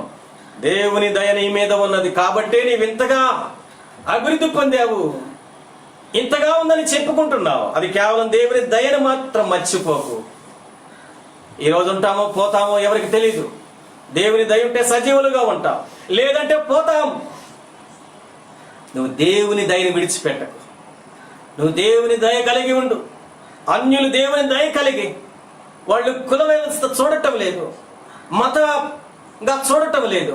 ప్రతి వారికి ధర్మం చేస్తున్నారు. ఒక క్రైస్తవుడు అయ్యుండి కేవలం క్రైస్తవుడికి ధర్మాలు కాదు, ఇతరులకు దాన ధర్మాలు చేయాలి, ఇతరుల పట్ల దయ కలిగి ఉండాలి. అలాంటి సేవా పరిచర్య, అలాంటి క్రైస్తవ విశ్వాసం కలిగి ఉండకపోతే, మన విశ్వాసగా జీవించి మనం సేవా పరిచర్యలో ఆనందించి సేవకుడిగా పేరు ప్రతిష్టలు పొందుకొని ఆస్తిపాస్తులు సంపాదించుకొని బిల్డింగుల మీద బిల్డింగులు, కార్ల మీద కార్లు, బైకుల మీద బైకులు కొనుక్కొని ఇంటిలో పెట్టుకుని మొరగ పెట్టుకొని ఒక్కసారి దేవుడు అంటాడు, ఓ వెర్రివాడా, ఈ రాత్రి నీ ప్రాణం పోతే ఇవన్నీ ఎవరికి ఇస్తావు? పట్టుకెళ్ళలేవు, నెత్తి మీద పెట్టుకుని పట్టుకెళ్ళలో మొల మీద మొలతాడు కూడా తీసుకెళ్ళావు. జాగ్రత్త. దేవుని దయచేత ఇవన్నీ నువ్వు కలిగి ఉన్నావని మర్చిపోకు. దేవుని దయ కలిగి జీవించండి. దేవుని దయ ఇతరుల పట్ల చూపించండి. ఇతరులకు సహాయకరంగా ఉండండి. దేవుడు మిమ్మల్ని, మీ కుటుంబాలను దీవించి ఆశీర్వదించునుగాక. ఈ మాటలు వింటున్న ఎవరైనా సరే మనసులో ఎటువంటి వేషం, అసూయ పెంచుకోవద్దు. దేవుని ప్రేమ, దేవుని దయ, దేవుని జాలి కలిగి ఉండమని ప్రభు నాకు ఇచ్చినటువంటి ఈ ఆధ్యాత్మిక మాటలు నేను జీవిస్తూ ఈ మాటలు మీకు దేవుడు వినిపించాడని గ్రహించి విశ్వసించి ఆ రీతిగా జీవించమని మిమ్మల్ని అందరినీ దేవుడు ప్రేమించి దీవించి ఆశీర్వదించునుగాక. ఆమేన్. ప్రార్థన చేసుకుందాం. పరిశుద్ధుడా, మహోన్నతుడా, స్తోత్రములు. ఈ మాటల వలన ఎవరి హృదయం నొచ్చుకోకుండా ప్రభువా సంతోషంగా స్వీకరించి దయగలిగి దాన ధర్మాలు చేసేవారుగా విశ్వాసులైనా సేవకులైనా మరితరులైనా వారిని పురుకొలపమని. దేశంలో ప్రభు ఎంతో మంది కరోనా వైరస్ చేత ప్రభు బాధపడుతున్నారు. వారిని విడుదల చేయండి, సంపూర్ణమైన స్వస్థత దయచేయండి. ఎంతో మంది ప్రభు సేవకులు, సువార్తకు రాళ్ళు, సేవకుని భార్యలు ప్రభు ఎంతో మంది కష్టంలో ఉన్నారు. వాళ్ళందరికీ విడుదల చేయండి. ఆర్థికంగా ఎంతో మంది మరణించిన కుటుంబాలకు ఓదార్పును దయచేయండి ప్రభు. దేశంలో రక్షణ దయచేయండి. ఈ కరోనా వ్యాధిని దూరపరచండి. మీరు అక్కడ బహు సమీపంగా ఉన్నది. అందరూ అంతటా మారు మనసు పొంది తమ చెడు ప్రవర్తన విడిచిపెట్టినట్లయితే దేశాన్ని స్వస్థపరుస్తాను, దేశాన్ని రక్షిస్తానని నీ వాక్యము సెలవిస్తున్నది. అట్టి దేశంగా అటు ప్రపంచ దేశాలన్నీ కూడా నిన్ను నమ్ముకుని విశ్వసించేవారుగా, యేసుక్రీస్తు నిజమైన దేవుడిని ఒప్పుకుని వారుగా వారి హృదయంలో మార్పు చెందమని యేసుక్రీస్తు వారి పరిశుద్ధ నామమున స్తుతించి ప్రార్థించి వేడుకొంచున్నాము తండ్రి. ఆమేన్. మన పరమ తండ్రి ప్రేమయు, యేసుక్రీస్తు కృపయు, పరిశుద్ధాత్మికని నీ సహవాసము ఇప్పుడును ఎల్లప్పుడూ ఈ మాటలు వింటున్న ప్రతి వారికిని దేవునికి ఆశీర్వాదాలు, దేవుని దీవెనలు సదాకాలము తోడెండును గాక. ఆమేన్, ఆమేన్, ఆమేన్. మీ అందరికీ వందనాలు.